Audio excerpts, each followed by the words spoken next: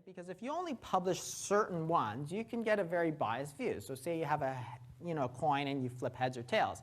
Every time it's heads, you count it. Every time it's tail, you just kind of hide it, right? That's going to give you a biased view of what's happening.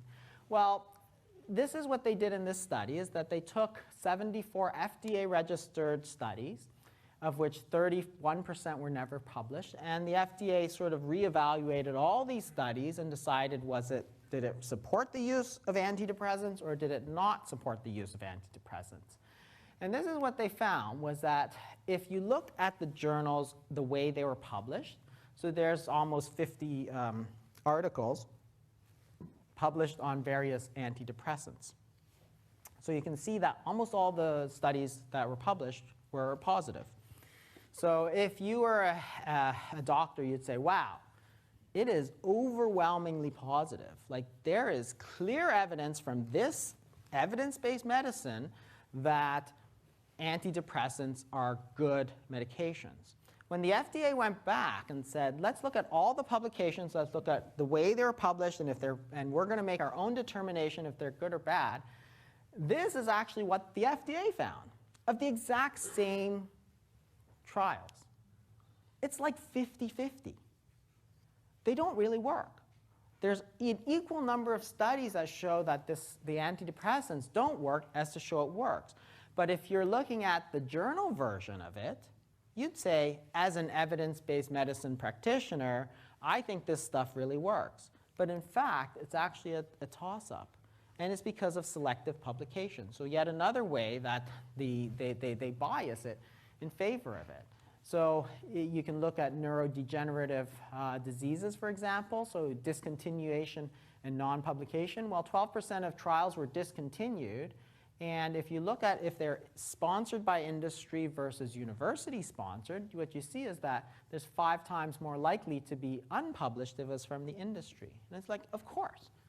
If the industry, if Big Pharma does a study that shows that its drug is no good, it has the option of not publishing it. Why? Because it paid for it. So it simply gets rid of it. And that's how you wind up in this mess where you think that there's something very, very beneficial when it's actually not beneficial in the least. Welcome to The Independent Review, a weekly podcast where we bring you the latest from the world of independent journalism. Whether you're a news junkie, a curious learner, or just looking for a fresh perspective away from the corporate media, this is the show for you. So join us now as we dive into the world of independent journalism on The Independent Review.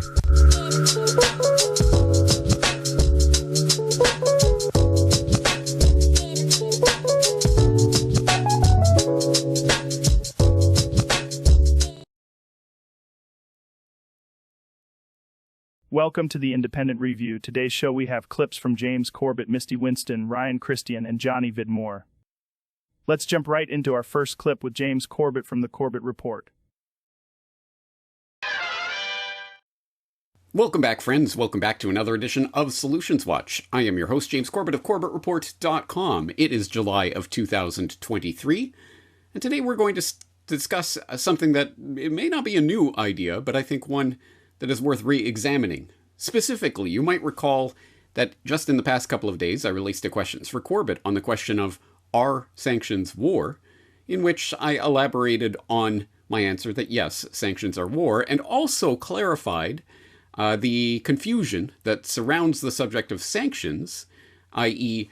the imposition of limitations on transactions of individuals by presumed national authorities that have the presumed authority to dictate to every single individual living within their arbitrarily defined geographical boundaries who they can or cannot trade with.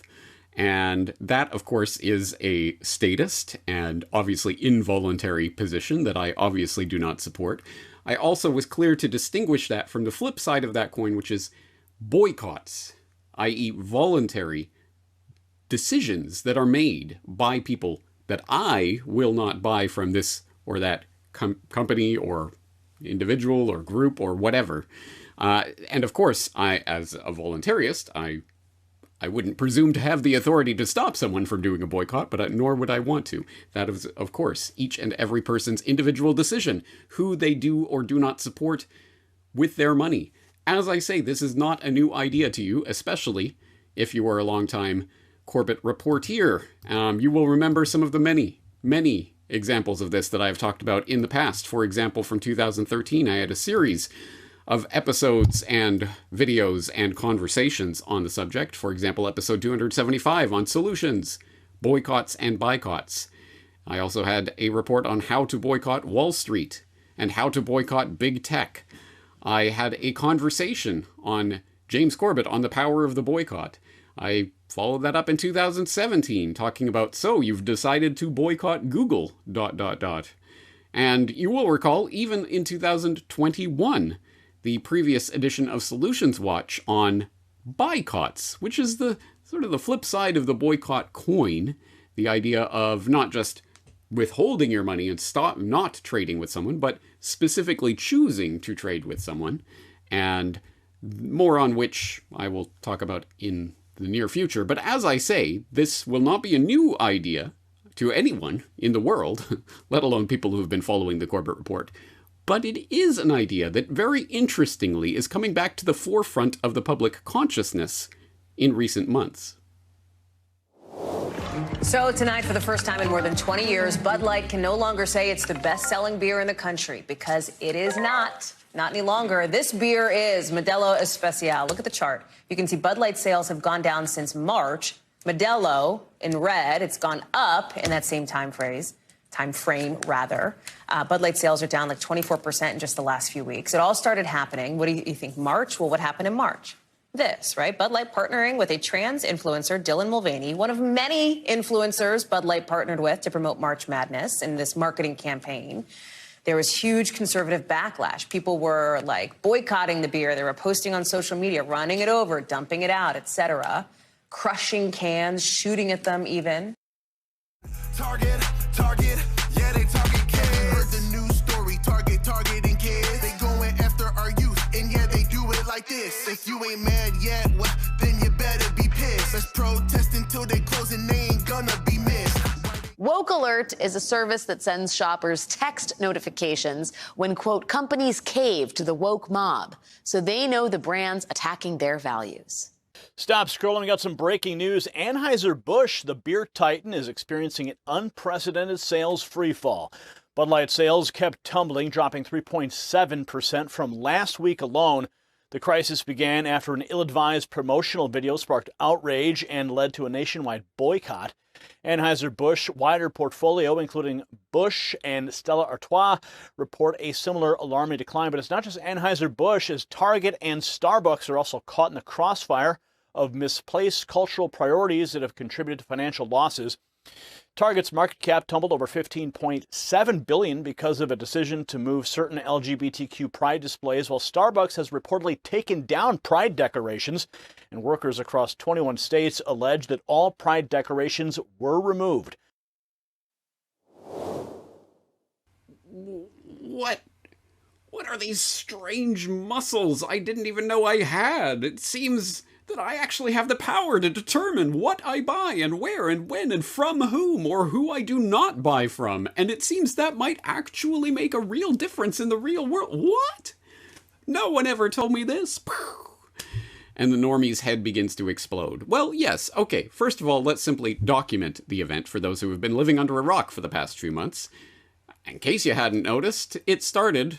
Well, at any rate, the ball began rolling down the hill with the Bud Light campaign, the campaign to boycott Bud Light specifically, that was started in the wake of a disastrous ad campaign in which Dylan Mulvaney, influencer Dylan Mulvaney's face was plastered all over some specially produced Bud Light cans, and people took some umbrage to this, once again, thrusting of the trans agenda in the face of the public. So we can document the fact there have been many of these reports from certain outlets that say, oh, it's all hype, and oh, go woke, get broke isn't real, etc., etc. But you can you can document some of the effects. For example, the first time in however many decades, Bud Light is not the top-selling beer in the United States. Well, there's a demonstrable and definable, and you can see it on the chart. It began in March, and now Modelo is the best-selling beer in America. If only people could teach Americans about real beer. But anyway, Bud Light cheaper than water at some locations because it broke bar rules, reports Outkick, noting that you want to get tanked or stay hydrated? Bud Light is making the decision a little easier. After months of declining sales and major headwinds, it's finally happened. Bud Light is now cheaper than a case of water. You know, the stuff we can literally get for free from our house. Or this very interesting story from just the past week. Glass bottling plants forced to shut down, leaving 600 employees jobless amid Bud Light controversy, noting that a glass bottling company impacted by Bud Light's botched promotion with transgender influencer Dylan Mulvaney will close down 2 of its locations, laying off more than 600 employees as the beer brand continues to grapple with staggering financial losses and declining sales. These are real-world effects that are happening as a result of this, and it's not, of course, just Bud Light. As people might have noticed, it has started to spread to other brands. For example, Target. Target loses $10 billion in 10 days as stocks fall following boycott over LGBTQ-friendly kids' clothing. Target has lost $10 billion in market valuation over the last 10 days as the popular retailer continues to face backlash over its Pride-themed clothing line for children. A week ago Wednesday, Target enjoyed its stock value. Great writing, guys. At $160.96 a share, but following the calls to boycott the Minneapolis-based retailer over its Pride collection, the value plummeted and closed Friday at $138.93 a share. The nearly 14% drop in value for the blue chip stock roughly translates to $10.1 billion loss in valuation to just $64.2 billion for Target, which has nearly 2,000 stores nationwide. Wait, did I say a $10 billion loss? Make that 15. Target loses nearly $15 billion after boycott over LGBT Pride merchandise. Stunning collapse. Target's loss of nearly $15 billion in market valuation since the start of a boycott over LGBT Pride merchandise has woken up other companies about the importance of staying away from controversial issues, says businessman Kevin O'Leary. The stunning collapse of Target's market cap is almost unprecedented, O'Leary said. How this happened is being scrutinized by lots of other boards right now, and it's a discussion that's going on every day with institutional investors. On the one hand, companies want to show their support of diversity and all the mandates that society is discussing openly. On the other hand, the job of a business, particularly from the perspective of an investor, are concerned that maybe they're losing their way in terms of what that prime objective is, your customers, your employees, and your shareholders. Well, anyway, sort of a run-on sentence there that doesn't quite make sense, but you get the idea. There are real-world effects that are going on right now as a result of these various boycott campaigns, plural, that are taking place, and now Woke Alert and other such things coming online to help people to direct their money and attention and energy and resources away from companies that may not be in line with people's values and maybe towards businesses that are. And on that very note, Vox, of course, raises the other side of this question. Who's making money on the anti-woke, anti-trans backlash? Because if you're not spending the money here, then where are you spending it? And they try to frame this in the sense of, okay, so now you got a boycott Bud Light and Target and Chick-fil-A and Fox News and, well, how about Nike and Adidas, Speedo, Lululemon, LA Dodgers, Bank of America is bad, and Citi is also on the list of companies, so I guess you got to change your bank account. Boycotting companies that don't align with your politics is exhausting, which is why most people don't, at least not for a sustained amount of time. It's hard enough to exist in the world without worrying whether every purchase you make matches up with your personal views and values.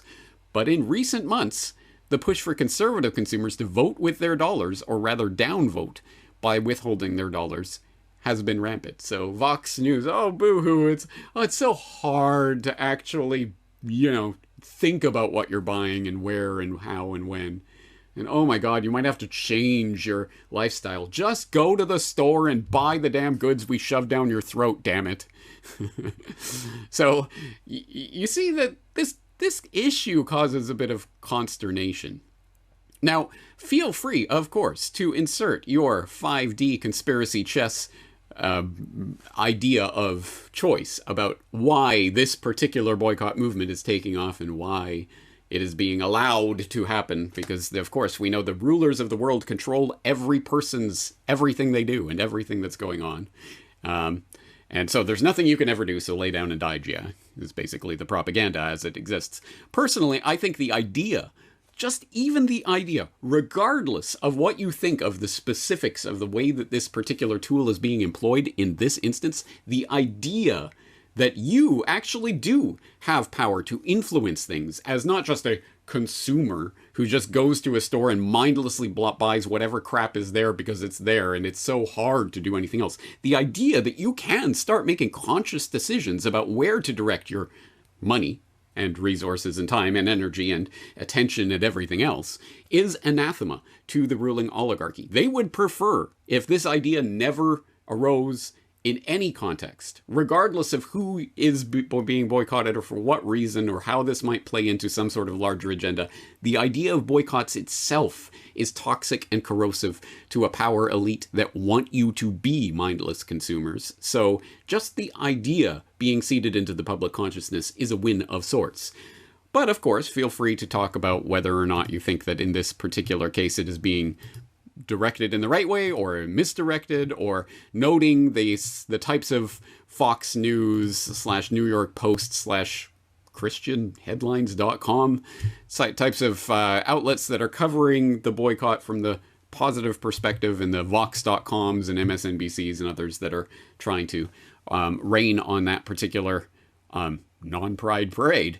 And you can talk about the culture war aspect of this and reflect on why this boycott in this time is capturing the public's attention. Because regardless of whatever the media is saying about this on whatever side, at any rate, there are millions of people who are right now motivated and thinking about these issues, and motivated enough to start changing their spending habits, which is no small feat. So there is something that has caught the public's attention and zeitgeist, and part of it is the culture war types of issues that are, as has been observed before, a fundamental part of the attention economy that has risen online, whereby news and facts and information are now only valuable insofar as they get you to click, and getting you to click is much easier when you are outraged. So we have the outrage-driven attention economy, which has exacerbated the culture war, which is part of divide and rule, conquer politics, etc., etc. So that's a first stab at a sort of 5D chess conspiracy analysis of what's going on here. But having said that, once again, I think that the idea of boycotts and consciously withholding our money and resources from companies or groups that we are not aligned with, that do not align with our values, is a very interesting idea, and one that, as I say, I've been talking about for many years.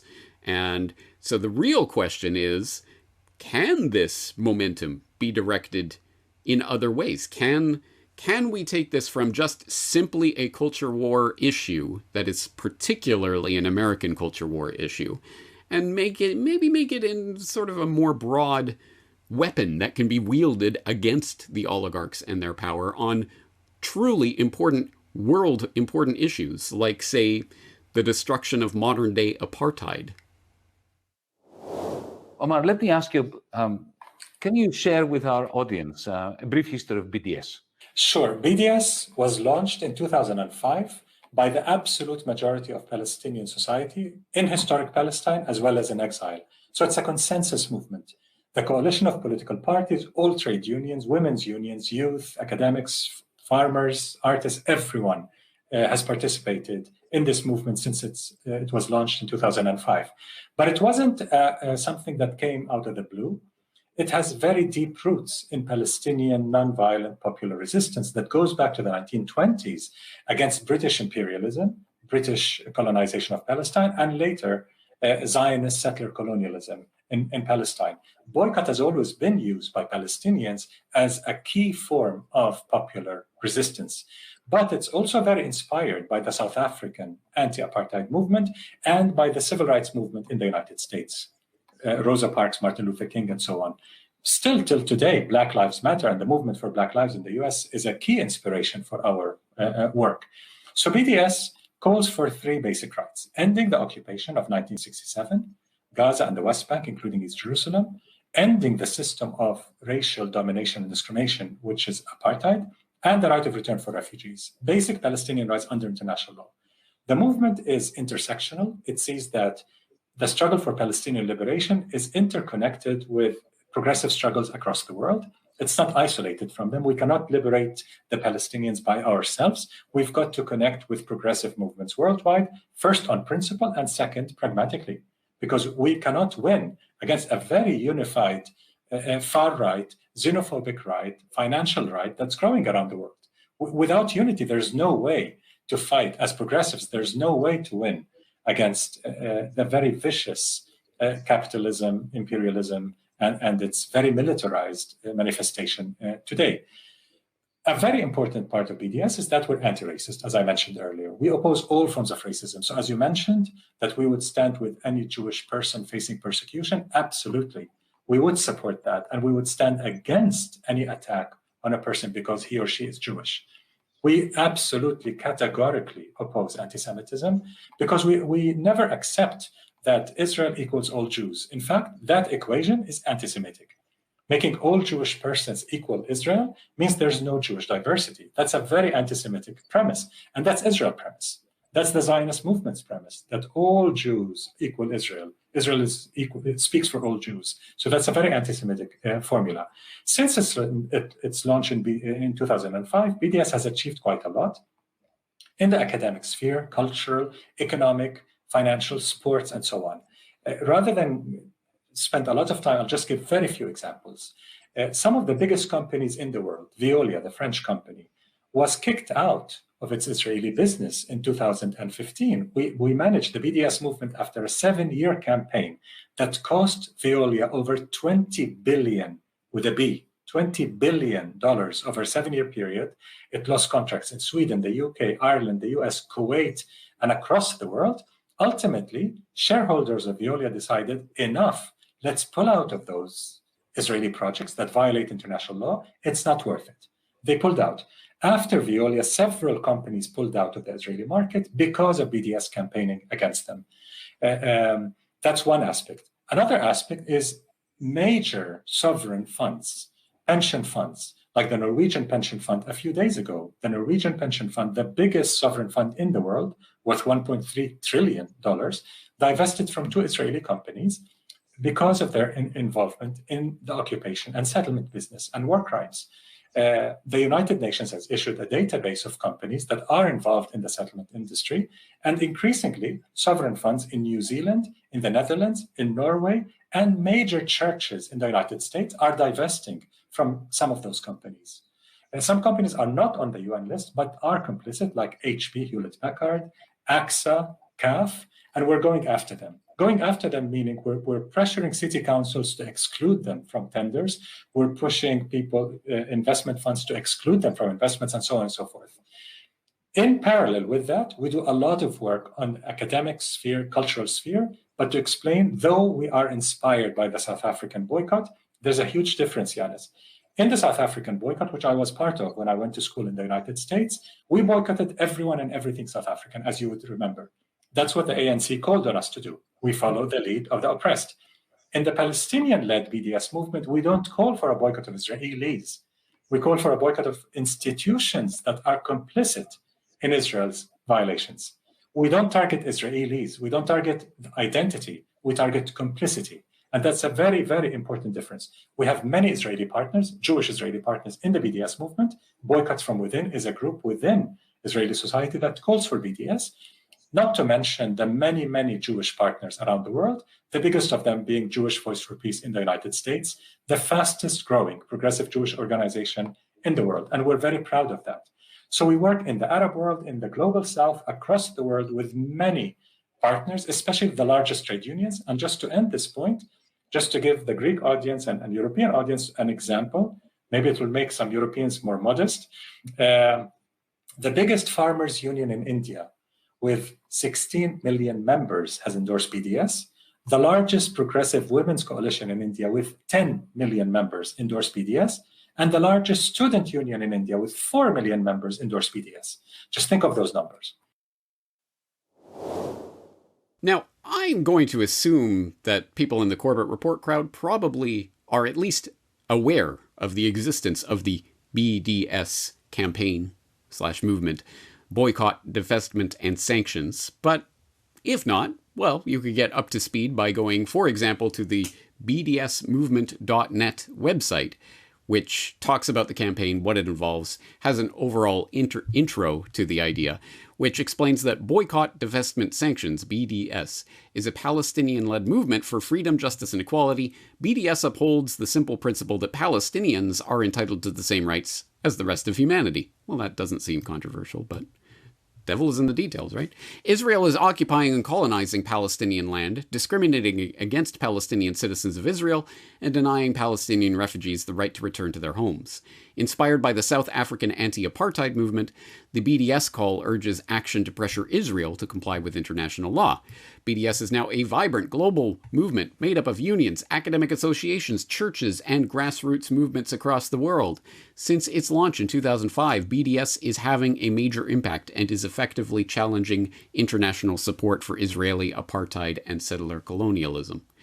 And it goes into some more details, talks about the boycotts involving withdrawing support from Israel's apartheid regime, complicit Israeli sporting, cultural, and academic institutions, and from all Israeli and international companies engaged in violation of Palestinian human rights. And as Omar Bagoudi, the co-founder of the BDS movement, explained in that interview, this is about targeting specific violators of international law, specific companies that are specifically working in illegally colonized lands, etc., what have you. Not a blanket boycott of everything Israeli or everything Jewish, but specific institutions, organizations, and companies. Divestment campaigns urge banks, local councils, churches, pension funds, and universities to withdraw investments from the State of Israel and all Israeli and international companies that sustain Israeli apartheid.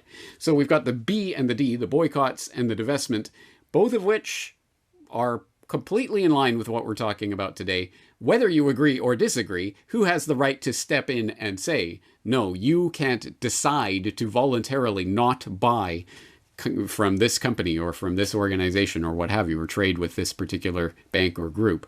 Or divestment, urging pensions and churches and local councils and what have you not to invest in this, not to buy from this company. Of course, anyone can start a campaign to try to pressure a pension or whoever to not engage in business with someone.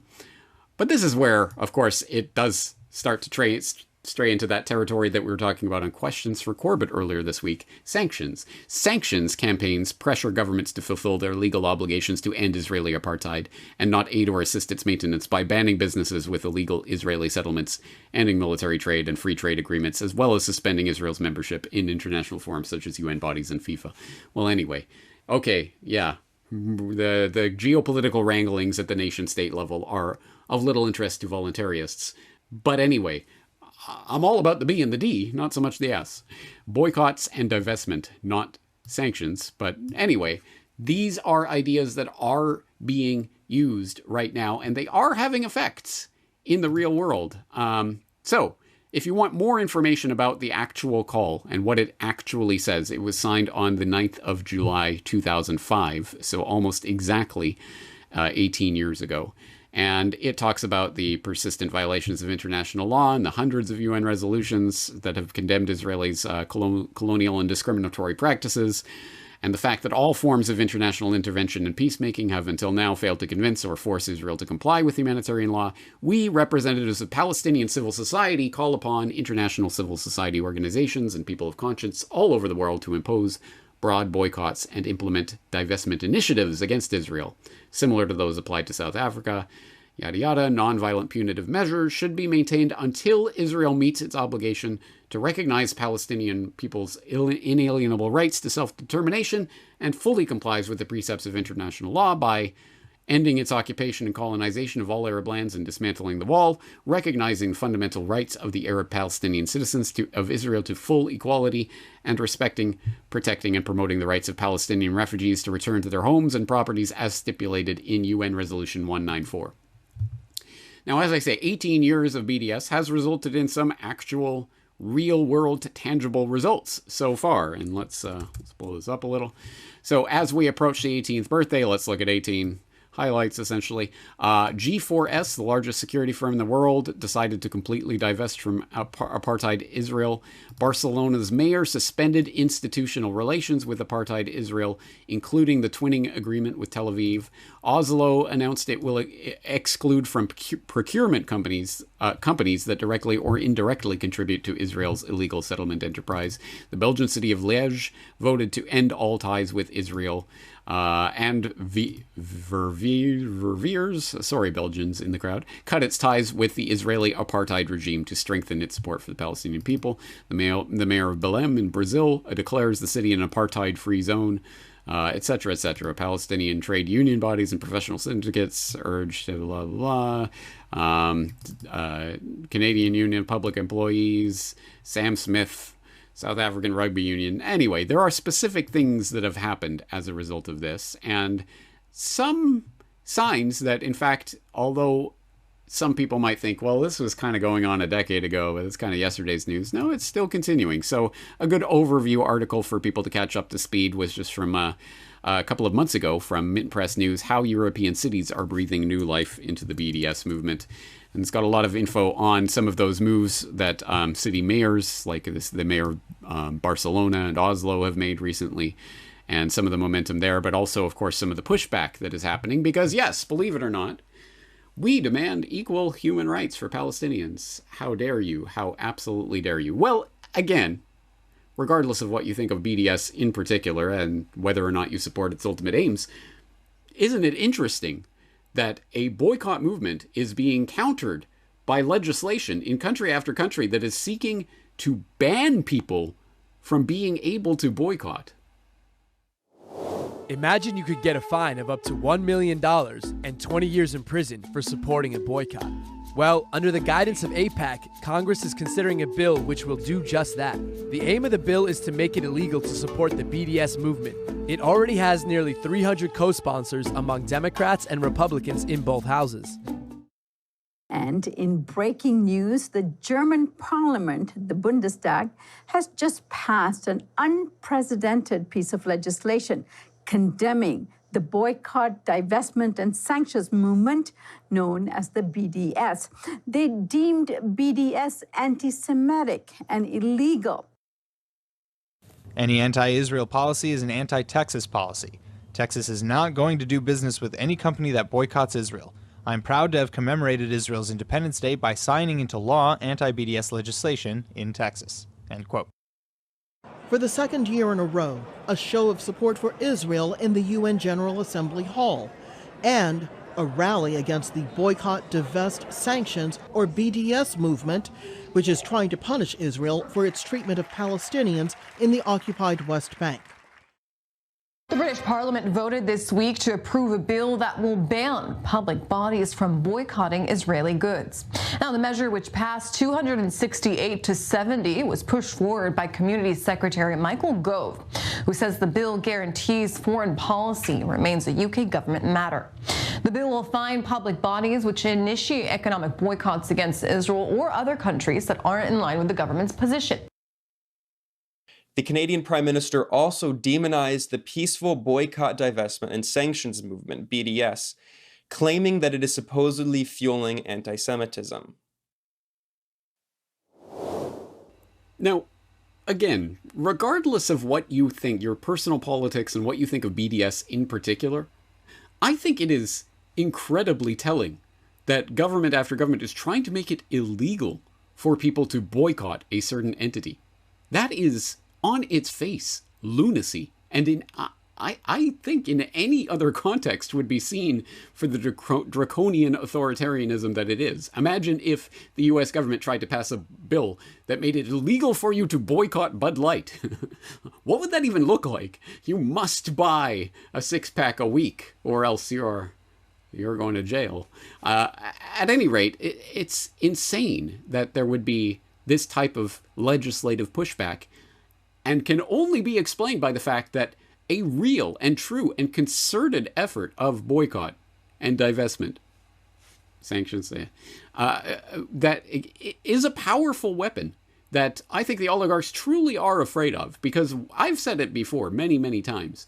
The power that those have comes from us. Even when you look at the phony baloney, fake engineered monetary system, the completely controlled monetary system of money as debt that we live under, the point is that actually, sometimes people say the Fed prints money up out of thin air. No, the banking system allows banks via their charter to create money out of nothing. No, out of our promise to pay them back. Our blood, sweat, and tears, our labor underlies the value of their monetary system, their fake paper money that they're conjuring into existence out of the back of our labor, our time, our energy. Then we take those dollars, pesos, yen, whatever that they conjure up out of that promise, and then we give it to the very companies and corporations that are working against our interests. Here Apple, here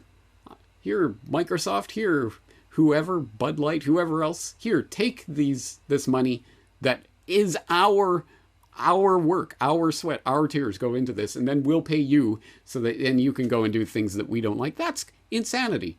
But don't worry, the Voxes of the world will come along and tusk. Oh, it's so difficult to think about how you're spending money. No one wants to do that. So just buy whatever. Buy whatever's thrust in front of your face and stop thinking. Yeah, I think the oligarchy does fear widespread understanding and use of this weapon, if you can call it that. So I think, at any rate, again, regardless of what you think of BDS in particular, just the way that this is playing out tells you a lot about the power structure and the way it operates, and presents us with a way forward. I've said it before, I'll say it again. We are paying for the privilege of buying the fondle slabs and the other technology of our own surveillance and enslavement. Maybe we should put some thought into, maybe I shouldn't be buying from this company. Maybe I shouldn't be supporting that entity with my money, let alone my time, my energy, my resources, my attention, all of the other ways that we pay into the economy more broadly defined. So anyway, I think it's an important thing for us to continue to think about and to track. And on that note, let's come up with a specific task for the near future, because I have a very specific entity in mind that I think should definitely be boycotted. Even more importantly, perhaps, than a Bud Light or Target or what have you. I think there is an entity that really should be boycotted, and there are people working on that in various ways. I'm going to have a future Solutions Watch on that entity and how to boycott, how to undermine it specifically. But that will be coming later in the summer. In the meantime, I'm interested in hearing your ideas and thoughts on what specifically should be boycotted, and how can the public be brought on board with that boycott? Because, of course, as the past few months and what has been playing out in the American economic context has demonstrated, if enough people are aware of and motivated about a specific issue and are given a specific target, excuse the pun, to go after, well, that can be very effective, and it can cause billions and billions and billions and billions of dollars in losses to companies that, whatever 5D chess is at play, those companies probably don't want those billions of dollars in losses.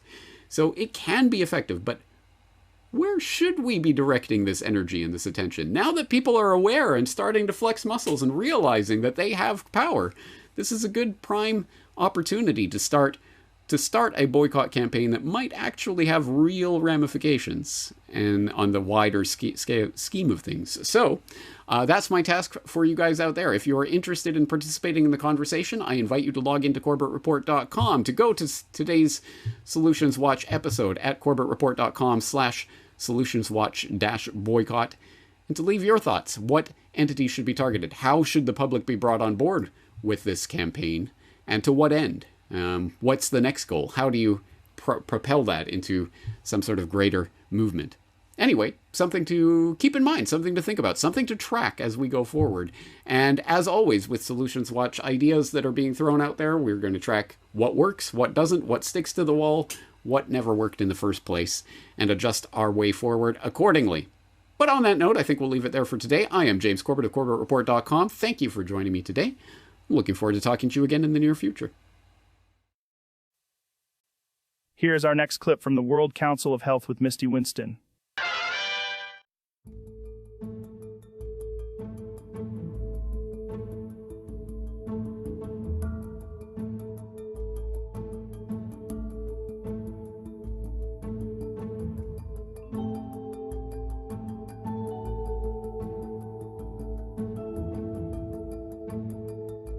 Right then, along to our first guest of this evening, you can see there on the screen, it's Misty Winston. She's a campaigner and activist. She has her own show on TNT Radio, and she's a very active member of the group Action for Assange. Julian Assange, as I'm sure you are aware, is currently banged up in Belmarsh, one of the roughest prisons in the UK, and that is saying something, simply for doing his job as a journalist and bringing you the truth. Now, this is a salient warning for many people around the world working so hard for freedom of speech and also bringing the truth of the ugly truth, as he did, of what really goes on with governments and corporate bodies across the globe. Our second guest tonight after Misty will be Dr. Alexander von Wellroven, who will be talking about the use of ivermectin. But our first guest of the night, I'm going to hand the conversation over to our steering committee member, Emma, and she's going to be talking to Misty about Julian Assange, as they know each other, both from the US, both very involved in alternative media and activism. So Emma and Misty,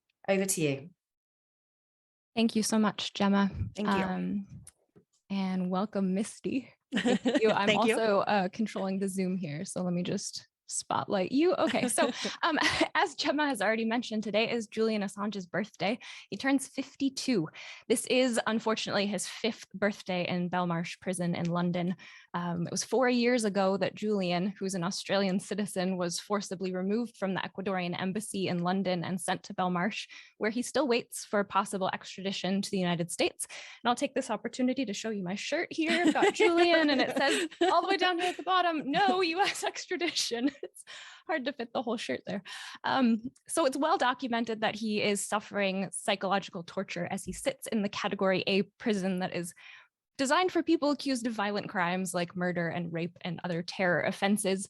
In February 2020, Doctors for Assange demanded an end to his torture and neglect. And now in the middle of 2023, it's only getting worse and he is still there. His continued detention and torture continues to come without him being convicted of any crime. His offense, for those that aren't aware, boils down to have published true and accurate information that exposed horrific US war crimes that were done in my name as well as Misty's without us being aware of what was happening. So I thank Julian for that personally. I think he's done an amazing service to many of us. But obviously the powers that shouldn't be don't agree. I'm really happy and also heartbroken to have Misty here as our first guest. I've known her for years thanks to her dedication to Julian Assange as well as press freedom. I feel really lucky to have connected with her and to be on this journey with her. But to be honest, I'm just absolutely heartbroken that years after seeing him ripped from the Ecuadorian embassy, after gathering together numerous times in Washington, D.C., in front of the Department of Justice and the British Embassy, waking up early, staying up late to hear verdicts and reports that we're still here and we're still fighting. Journalism is not a crime. Julian should be free. I'm really happy that you're here with us, Misty, today. Do you want to start by telling us a little bit about who you are and how you got involved in fighting for Julian, as well as what Action for Assange is? Sure. And first of all, thank you for the invitation and for including Julian during your meeting today. I genuinely appreciate you giving a platform to him and his plight. And I am just an activist. I was, kind of a casual supporter of Julian Assange and of WikiLeaks for years. I read the leaks and I donated and I bought merch and all of that stuff. But I really kind of kicked into high gear my support and my activism for both Assange and press freedom when he was, grabbed out of the Ecuadorian embassy unjustly. I very naively thought, surely they're not going to arrest a journalist for doing journalism. And then they did. So that really kind of activated something in me, and I really became kind of hyper involved. Action for Assange is a group that I'm a part of. We host online vigils, kind of just trying to educate people about Julian Assange, WikiLeaks, what he's going through, other whistleblowers, other political prisoners, just doing our best to kind of get as much information out to people as we can, given that there is a monumental mainstream media blackout on this case. And when they do cover it, it is very spun and it is very propagandized, and it is not accurate. So we are desperately trying to fight against that and kind of gain some ground back on the lies and smears that have been told against us or against him. And so for the past 4+ years now, Action for Assange has been heavily involved in that work. We have done multiple events in Washington, D.C. and around the country. We have numerous different groups popping up all over the country, which is really cool to see the support growing. And yeah, I mean, we've just been, unfortunately, as we mentioned just before we came on here, we are now going into our 5th year of doing this. It would be very excellent if we could stop, if we could move on to something else. So thank you again for the invitation. So obviously this is a lot has happened, and we don't have a lot of time to talk about everything, the reason he's there, what led up to it, but where are things at now? Obviously it's a dire situation for him because he's been in a supermax prison for so long now. That's not a good place to be. The reports are grim about his health there, but where is the case at right now? So, and you're right, there is a lot. It would take many, many shows in order to go through the entirety of the case. So I will try to keep it as brief as possible. Luckily, I do speak very quickly, so I'll be able to get some information in here. Currently, we are waiting again, as is the case for this situation. We are constantly in a perpetual state of wait. And we are just essentially waiting for the newest request for appeal to be decided upon. If it is accepted, there will be a new appeal that will be heard in front of 2 new judges. Just recently, the latest request for appeal was denied by one judge, a single judge. It took almost 9-10 months for this guy to write, Judge Jonathan Swift, to write a 3-page report denying the request for appeal. And so the legal team had a week to then enter in a new request for appeal. If that is accepted, it will be heard in front of 2 new judges, not the same judge. 2 new judges. Apparently there's supposed to be a public hearing. I'm not sure if they will actually stick to that. They have very much liked to do all of the Assange things behind closed doors as much as possible. So I'm not sure. Frankly, I don't think that the appeal will be accepted. I think almost certainly it will be denied. Likely they will try to drag it out for as long as possible, as they did with the last one. So we are just waiting for that decision.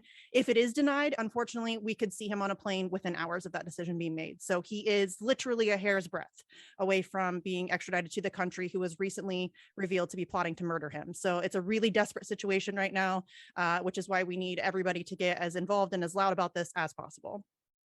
I think that's one of the more interesting points in this whole story of how many moving pieces there are, that he's an Australian citizen. So Australia has a piece here. He's in the UK, in Belmarsh in London, and it's the US that's trying to extradite him. So there's so many different things that are happening here, and different players, as well as other countries who have been involved all along as well. And I think when people see in the news that something's happening, they might not be aware of that whole picture and realize that the case right now is really just for extradition. It's just trying to get him to the US. And then there's a whole other thing that happens after that. So what for people who don't know, what happens next if he does end up here in the US, if he's extradited, what's the next steps there? If he is brought to the United States, he will be placed in a pretrial detention center, likely the same pretrial detention center that Chelsea Manning was held in before her court-martial hearings. And then he will be put into a kangaroo court system where he will be in espionage court in the Eastern District of Virginia. Nobody wins there. It is really kind of a hopeless situation at that point. If he is brought here, there is very little chance that he will win that case. As John Kiriakou, who was the CIA, he exposed the CIA torture program. He's a whistleblower as well. He was in that exact court, and he has spoken about this at length. Nobody wins in that court. It is essentially, your jury pool is a bunch of 3-letter agency stooges and their families. So your jury pool is completely corrupted, as well as the fact that in espionage court, you cannot present a public interest defense.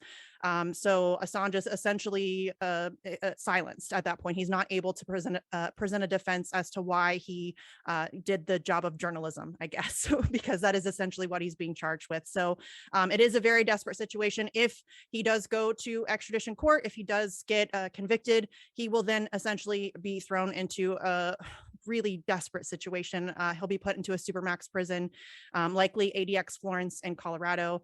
He'll be put essentially in a hole and forgotten about. It's a very dire, I mean, the United States has given some assurances that they promised to be nice to him. We all know that that's not going to happen. And again, just recently, maybe 18 months ago, 2 years ago, the United States was revealed to be plotting to murder him. So the idea that anybody is even considering extraditing this man to a country who has on more than one occasion talked about killing him is insane to me, but that is a situation he finds himself in.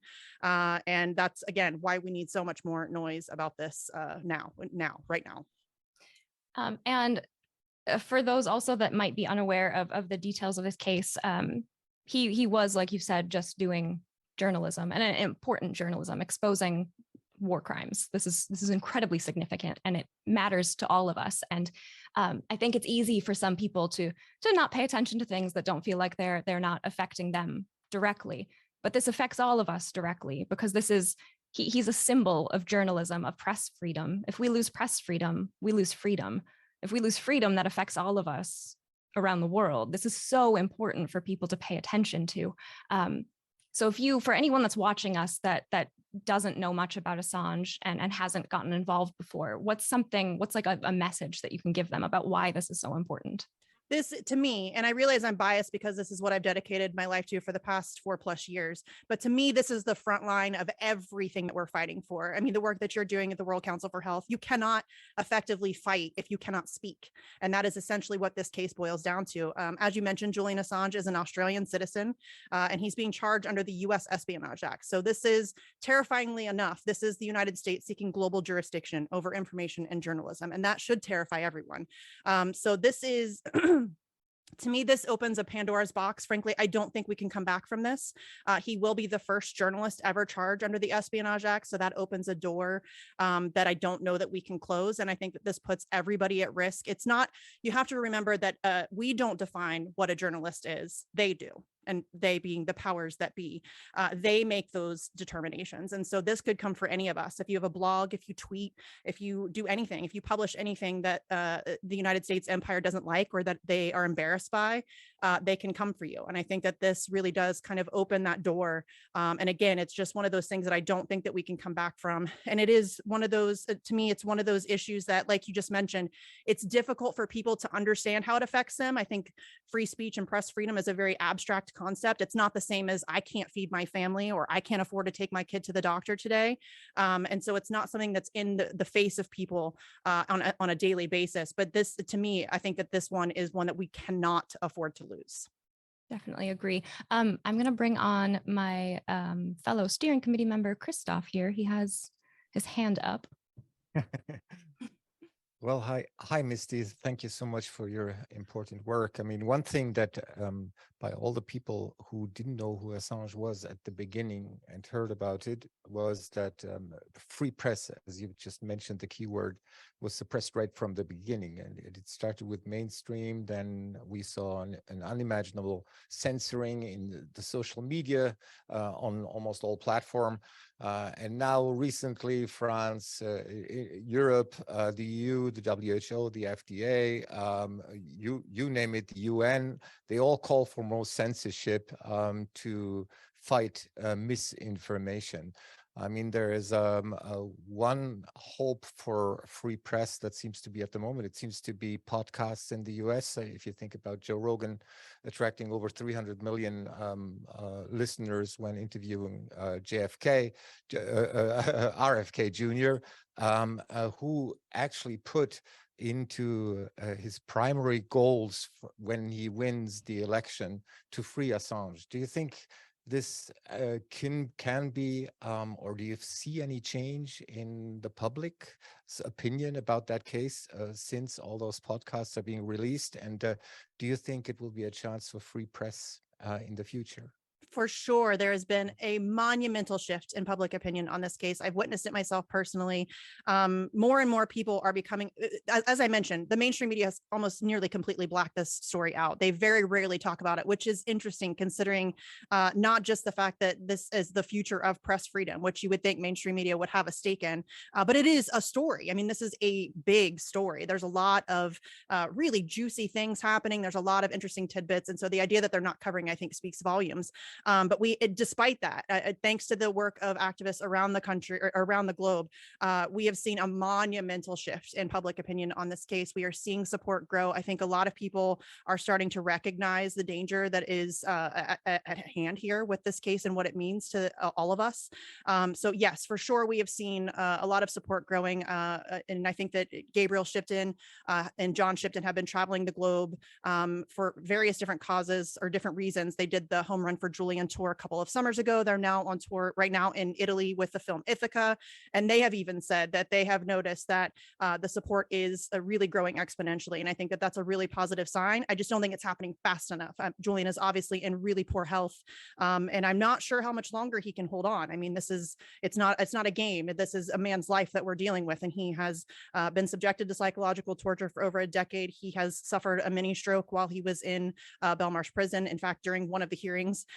So he is in a really bad way, and we really need to address this as quickly as possible. And to your point about podcasts, I think that alternative media certainly could really help us, but I think that we are seeing a really desperate grasp of power here. We've already seen algorithmically they're shutting people down, they're demonetizing people, they're deplatforming people. I mean, COVID was a great example of that. If you even said the word, I know you're about to speak about ivermectin. If you even said that word on YouTube, you would lose your channel, you would get demonetized, deplatformed, all of those things. So they are desperately trying to clamp down on alternative media. And I think that their success in that will greatly depend on us and how hard we fight back.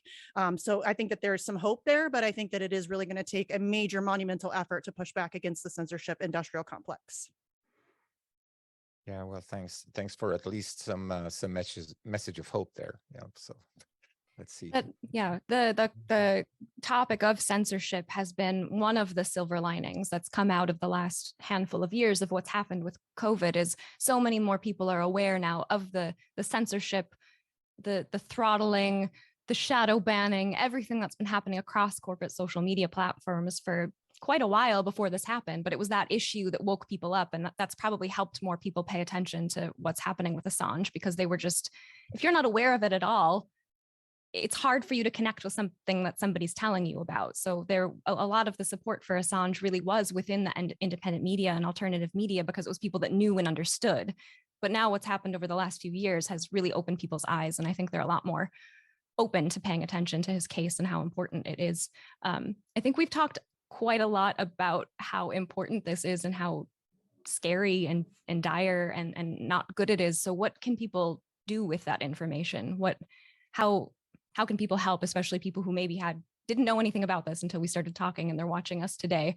Who can they follow on social media? What websites? Are there actions that are happening around the world? What can they do?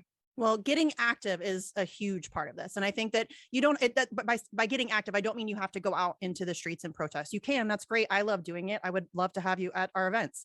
But I realize that's not for everybody. So I don't want to imply that that is the only action that you can take. There are lots of things that you can do. First of all, I think just having conversations with your friends and family about this issue. Again, like I said, there has been such a blackout, and most people, the average American citizen, the average global citizen, has no idea what's happening to Julian Assange. Many people don't know who he is.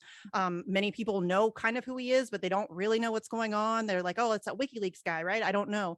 And then there are some people who know, and they are completely propagandized against him. And there's different kind of levels of, areas of entry, I guess. So there's lots of things that you can do. Again, just having conversations with your friends and family is a huge thing. If you want to protest, I say it all the time. All you need is a Sharpie, a poster board, and a sidewalk. That's it. It's very simple. It's very easy. It's very cheap, very effective. And that really does help get the word out. Sharing things on social media, I think, is great. I think it's just to get the visibility. It also helps to break through the algorithm. And there are events taking place all the time. Globally, there are events all the time happening. In Boston, they do things twice a month. Italy and Germany are all the time. Australia, London, there's constantly things going on. So if anybody's interested in getting involved in the streets, I always recommend that people follow the Twitter and Facebook account Candles for Assange. So it's Candles, the number 4 Assange. My friend Alex runs that page, and she does a great job. It's a monumental task, but she does a great job of kind of compiling all of the global events and then posting them from one central location. So it's much easier for people to find. If you want to get involved, the Assange people are very helpful. We would love to help you get started. However you need help, if you need finding other people in your area to organize with, we will help you. If you need to figure out how to get permits, we will help you. If you need resources in terms of printouts or banners or whatever it is, we will help you. We really just need people to get involved. I'm not a huge proponent of like phone calls and emails to your elected officials. I'm not sure how much good they do. However, they are very easy. So it's like, 5 minutes, make some phone calls, and they do have to keep a tally of all of the phone calls that they get in the United States and what the issue was about. So if we are all calling, it starts to send a message that people are paying attention. I would also definitely follow Stella Assange, which is Julian Assange's wife, on Twitter. Obviously, that's a great resource for information. Also, Gabriel Shipton, who is Julian Assange's brother. Again, he's been traveling the globe for the last couple of years trying to raise awareness and garner support for his brother. And so those are two of probably the best resources in terms of information about the case and where it stands currently. There's also a lot of journalists who are doing amazing work. Kevin Gostola comes to mind. He has a new book out if you would like to read that. Also, Stefania Maruzzi, who is an Italian journalist who is doing unbelievable work. She has been in a years-long battle with multiple different countries, submitting FOIA requests, trying to get information regarding the kind of behind-the-scenes goings on about the Assange. She just had a huge win about the CPS, the Crown Prosecution Service in London. So she has been doing fantastic work. She also has a book out.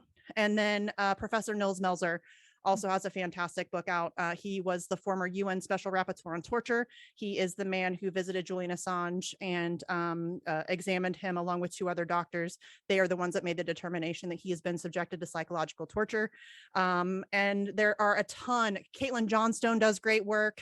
Juan Passarelli has a fantastic documentary out. Matt Kennard from Declassified UK, John Pilger, Craig Murray. There are a ton of people who have been heavily involved in this case from day one, who are fantastic resources for information and education. So if you want to follow all of those people to kind of get your feet wet and get a feel for what this case is and why it is important, those are definitely some. I'm probably forgetting people and I'm feeling terrible right now.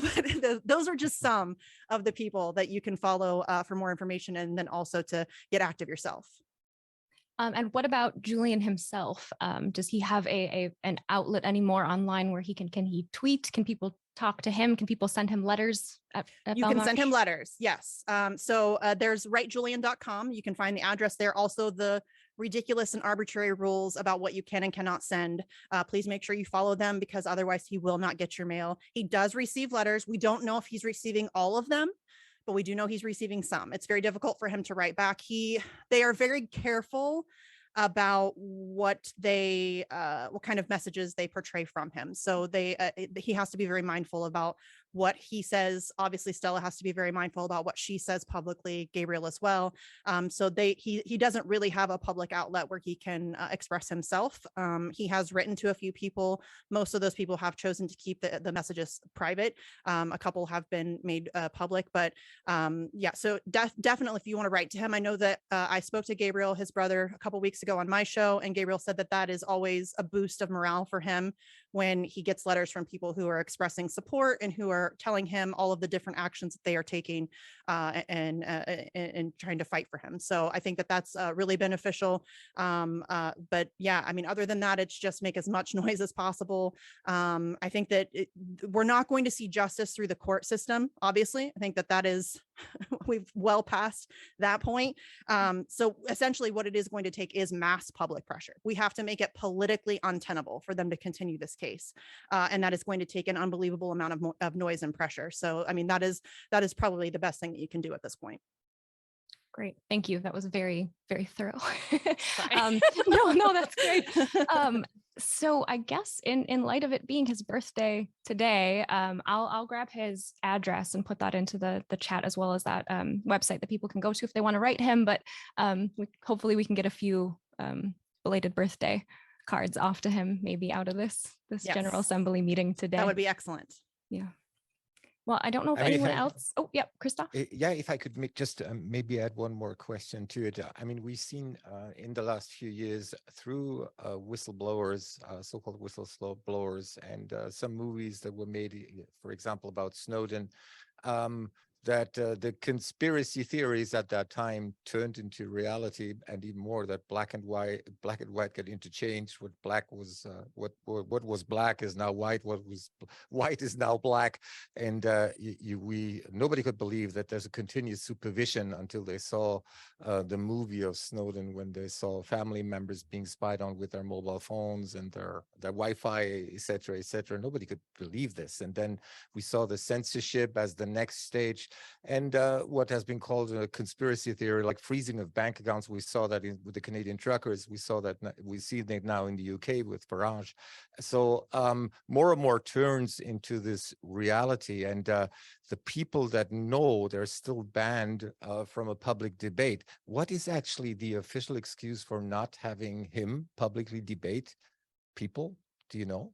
For Assange to publicly debate? Well, they would say that if he wants to prove his case, that he needs to just be extradited and come to the United States and go through a trial, which is absurd, because we all know that would never, he would not be able to speak. He would not be able to give that public interest defense. But his detractors, that's what they would say. I think that he has, before he was silenced when he was in the Ecuadorian embassy, he has very thoroughly kind of approached that, and he has done his best to prove his case. And I think that it is essentially now just this is a power grab. This is about, and we know that this is true because Julian Assange released the information through the Stratfor files, that they just wanted a way to silence him, and not only just silence him, they wanted a way to make him an example. I mean, he's kind of, I liken him very often to the proverbial head on a stake outside the castle walls. He is the message being sent to all other journalists, to all other whistleblowers, that if you mess with us, this is what we will do to you. And so, yeah, I think that he would love to have the opportunity to be able to speak and debate and prove his case, because he is right. He has the truth on his side. There's no question about it. But that currently he is just not in a position to be able to do that effectively for himself, because he has been so thoroughly silenced. And this happened long before he was in prison.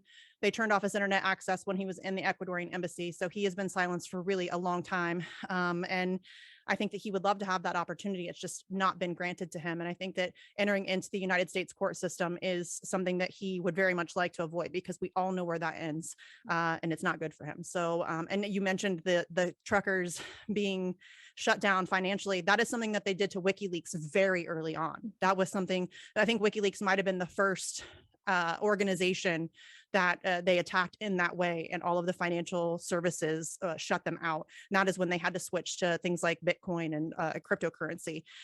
So yeah, that is something that tried and true, is to be able to shut you down financially. And I honestly, I wish Julian Assange were here to debate this and to have those conversations. It's just unfortunate that he's been so silenced. Yep, bringing up what happened to the truckers and what happened to WikiLeaks a long time ago, and how we mentioned before that censorship has been something that people have been facing for years. This all just goes to show how we are so much more similar to each other across all of these issues that we're dealing with than we are with the powers that shouldn't be on top. And they try to divide us, but we're experiencing the same things. We're all on the same team. They tested on one person, one group. They tried these things on WikiLeaks. They perfected the way that they do it, and they're rolling it out to other people. We have to pay attention to these different causes, even if it's not the thing that you might be super passionate about or whatever. We all have to be aware, and we have to act, because once they come for someone else, they're going to come for you. And that's when, if I just may really quickly, that is where being consistent is very important. Even if it's somebody you don't like, you need to stick consistently to those principles, because even if it's coming for somebody you don't like now, eventually it will come for somebody you do like, or yourself. So it's really important to fight back in all of these cases, period, end of story. Exactly. Yep. Well, thank you, Misty. Again, yeah, thank you. Yeah, I see Mark in the chat asking about some of those links that you mentioned. So we'll get some of those together. And then when we put this I can send them to you. Great, that would be wonderful. Yeah, for sure. And when we put this up on the website later, I'll make sure all the links are in the post so that everybody can get up to date with all of this and find different places that they can act, whether that's calling an elected official, buying someone's book, writing to Julian, whatever it might be. There's a lot of different options here. Yes. So thank you again, Misty, and just a big happy birthday from all of us to Julian. And hopefully next year he will be yeah, free. Yes, I know. Every year I say that. Yeah. Hopefully we'll be having I remember we had a birthday party for him in front of the Department of Justice with the cake and everything. Hopefully we'll get to do that with him. That would be nice. Yes. Well, thank you, Misty. Thank you for having me. To Gemma.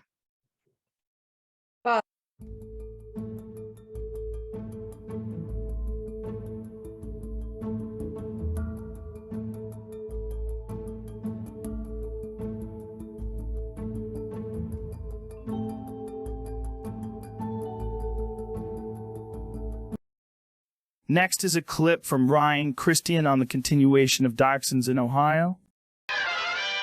DeWine, previously said among those involved that he was among those involved, quote, "We then made the decision to go with the second option, which was a controlled release, February 14th. Today, or rather gone back and forth really, on March 9th in front of Congress, he said, quote, the decision was, quote, made by unified command under the direction of the incident commander." See, somebody spoke to them. Somebody in their lawyer team was like, okay, we have a problem here. So we need to shift the blame over to the guy who we can put on paper as the one responsible. That's what this is. It's very clear to me. East Palestine Fire Chief Keith Drabick did not respond to request for comment. It remains unclear who had the legal authority to order this controlled burn. That's the point that everybody keeps making from the people I've spoken to, that there's no way, even legally speaking, there's no way he would have made this decision without consulting the people above him. There's no way. It says, I was on a meeting with the EPA recently and asked them why they signed off on the decision to do an open burn. They told me they did not sign off. The EPA told me they were not asked about whether or not to do an open burn. They're blatantly lying, but big surprise, they're lying about the fluoride in the water conversation. They're lying about everything we could point out, and that they were not part of that decision. News Nation reached out to the EPA for statement, but hasn't heard back. Here is from February 17th, the one they were just referencing right there. We made the decision. So right there, you can see that at one side of his mouth, early on, he goes, we were involved, because apparently he wanted to take control. And now that he's realizing that taking control is going to put him possibly behind bars or accountability, suddenly we're shifting it off. That's just dishonesty. You can compare both their statements and be like, well, one of these is dishonest. So there you go. Not hard to see that we have dishonest people trying to cover their own asses here. It was clear we faced two bad options, DeWine said. Right, so he's aware. They planned it out. They mapped it out with the DOD and the National Guard, and they played this out exactly the way they wanted to, I would argue. Now, in this is the previous episode we did. Thank you for our Discord community for finding this for me. February 26, 2023, Dioxins, the Ohio cover-up, and the overwhelming intentional incompetence malfeasance of the U.S. government. And that's where we get into stuff like this. Now, here's the clip. This is the full report, actually. You can watch this in its entirety. But here's Biden saying it. 3 weeks now since the toxic train derailment in East Palestine, Ohio, as you know. The mayor says he saw you in Ukraine, and he says it tells you he doesn't care about us. They're asking, is the president coming to Ohio? Do you have any plan to travel to Ohio, and have you talked with the mayor yet? Let's put this in perspective. Within 2 hours of that derailment, the EPA was in there. Within 2 hours. Every major agency in the United States government that had anything to do with rail and or cleanup was there and is there. There you go. Not hard to understand. Every major organization that was there, they were all there. Every one of them from 2 hours in. But we're supposed to believe that this one local fire chief was the one that this is how you blame and cover up. This is what our government does. It's really what every government does, in my opinion, but we need to be aware of this as Americans. This is what we're dealing with. It's not a left-right thing. It's not Biden's administration, the left wing. It's all of them, guys. It's what our government does.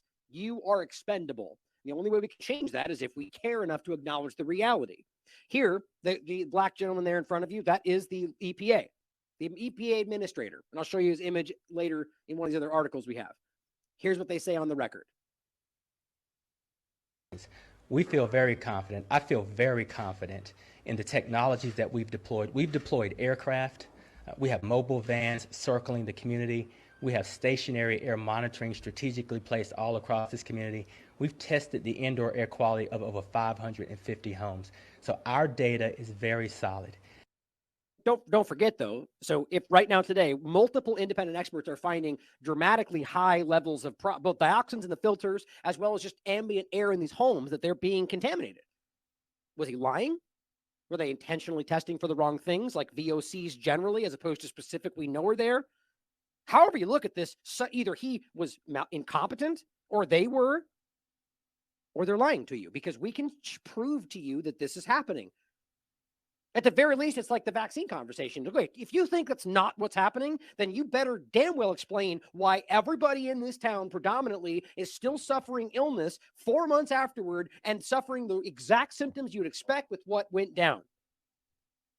Feel free to jump in there and say something. If you don't, the point is they go, that's not that, and then we'll move forward. It's not the vaccine. Let's move forward. What do you mean? Baffling brain diseases and baffling excess mortality? Well, let's just move forward. Like, that's absolutely ludicrous. It is a cover-up. And we believe that in our partnership with the state, that we have absolute confidence in if the homes have been cleared and tested for drinking water, then we trust that data. So we feel really good about that. Of course, they went and hired groups, like we pointed out, that were associated with previous cleanups, then caught for lying about it, right? So we're going to trust what they tell us. Well, that's stupid. The bottom line is the Norfolk Southern immediately reached out to groups that I argue are classically known. You can look up their names. Repeatedly called out and actually caught for lying about massive disasters. And that's who they're working with. It's not for debate. You can prove it. So, well, we trust it. We trust what they're telling us. Well, that seems stupid. Are you testing for dioxins? I'd have to... They ask if they're testing for dioxins. Now, here's one of the bigger points about all of this. They were immediately aware of this because of people that were testing, because of people like us that were calling this out. And at this point, this was a month afterward, about a month.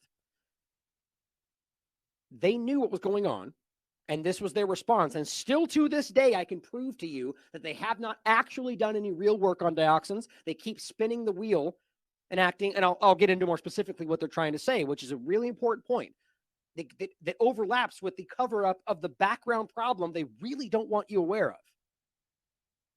Consult with my team. I'm not quite sure if we are... Are you testing for dioxins? I'd have to consult with my team. I'm not quite sure if we are testing for a dioxin yet. Really? I know that it is under discussion, and it's not something that's off the table. Right. So a month in, and I'll have to talk. I'm not sure. What do you mean you're not sure? So a chlorinated product was burned, correct? Yes, they all know that. And I can prove to you on their own documentation, it took me half a day to figure this out, that they're very, very aware. Decades of research about how dangerous this is and how easy this is to cause. And yet we don't know. That is, guys, this is one of the biggest examples. They knew about it. It's their job to know about it. And yet they didn't know. We're not sure. That is hoping that we don't push any further. And this has gone on 4 months, and we're still pushing. And that is why Scott C. Smith is talking about this. And we're going to get to that point about the 14,000% times the average, right? So he's comparing filters in areas that weren't affected to filters in these people's homes this last week and finding up to 14,000 times the amount. That's absolutely shocking. My point is they knew about this, and for him to stand there and say, what dioxin? We don't know. We're not sure. To me, that borderline's criminal. If your job is to make sure people are safe and making sure the environment is not affected, then that is criminal to me. And still, the point is it hasn't happened. And thank you to Deb for pointing this out. This was from a while ago, too. And here's the other one. And this is, so he's the EPA administrator. Now, these are the local officials. Listen to what he says. It's the same point. You don't need anything other than really the points we already showed you, quite frankly. But here's what he says on the record back in February, end of February. Governors, administrators, I just want to, if I may, make a comment. This may be obvious, but I think it's important to point out. We've got a Republican congressman and a Democratic congressman who are here. A Republican governor and a Democratic governor who have been working together on this matter since the moments after that train derailed, even before Norfolk Southern tipped us off to it. This is how government is supposed to work, and we're both working together with the Biden administration to make sure we draw down whatever federal resources there are, whatever federal help. Now, what's interesting to me, I thought about this earlier. Isn't it disgusting and frustrating how the only time you see the government plead with us about crossing party lines and working across and working together is when it suits their interests, right? Every other opportunity, it's about division and divide. But when it's something like this, where we're supposed to go, oh, let's focus on the unity of it all. Really? But the main point is what he said right here. Republican governor and a Democratic governor who have been working together on this matter since the moments after that train derailed, even before Norfolk Southern tipped us off to it. Okay, so let's be clear about this. Pennsylvania, so DeWine and Shapiro, is it Shapiro, right, in Pennsylvania, as well as the local EPA were there within moments, according to him, before they even tipped him off about it. And yet we're still pretending like they weren't involved with these decisions. It's pretty pathetic. But that's what happens when you can get away with this stuff, because partisanship allows these things to fly. Well, here he is, just a clip just saying this. And I said, this is exactly my point. It means they all collectively, if they were all there within 2 hours, made the conscious measured decision to do the one thing that they all knew, which we can prove they knew, would make this the biggest environmental disaster possibly in U.S. history. Then apparently kept it under wraps for 10 days. Now it's all an accident. And as Arlix here says, the EPA was, but establishment news weren't. Think about that. Really? Do you really believe that? Not a word for about what it was 10 days or so? Makes you wonder then, does the news media actually serve the interests of the people? Obviously that's no. But think about how ridiculous that is. So these people were aware. People have contacts in the EPA and the government, or maybe, who knows, maybe not anymore. Maybe they just blindly spit out what they're told. But the point is that the media would be aware of this if they operated the way we're told. 10 days. Something much bigger happened here. I think that's just not up for debate. Now, remember, guys, that this is how crazy this conversation is to me. Now, what we're going to get to is the point about Scott C. Smith finding this very, very ridiculously high level. In this furnace, they found 14,038% higher levels of dioxins than compared to the control.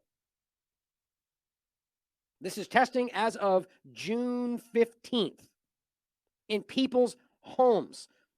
He said the affected Palestinian residents had in their furnace filters dioxin levels of 2,245%, 4,038%, and then 14,038% respectively higher dioxin levels than the non-plume impacted controls.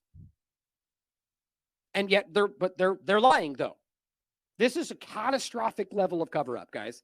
And I think it has to do largely with the worry that we're going to be aware of something they've been covering up for decades. So just to be clear about this, this is what blows me away. That this is, we've been covering this since the moment this started. But you can understand it's in February, people were like, we're sick, we're struggling, right? Okay, well, yeah, they kind of pushed it off as we're dealing with it. But here's March 17th, right?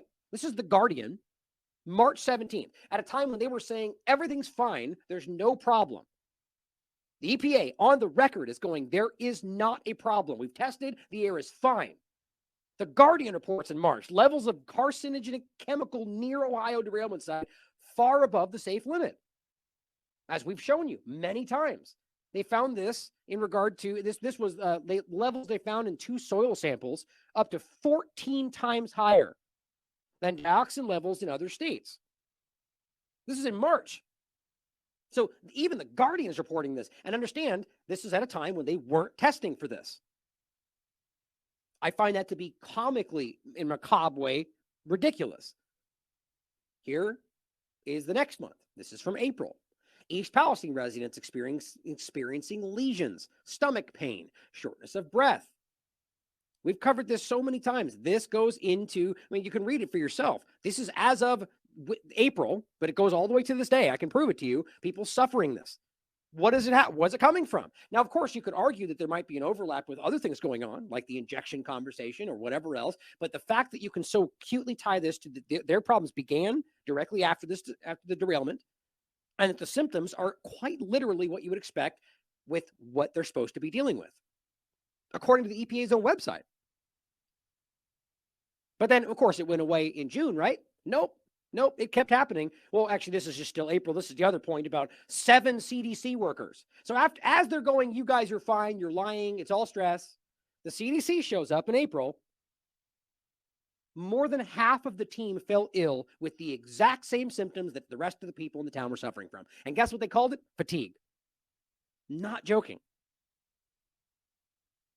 East Palestine residents scream for emergency declaration months after the derailment. This is into June.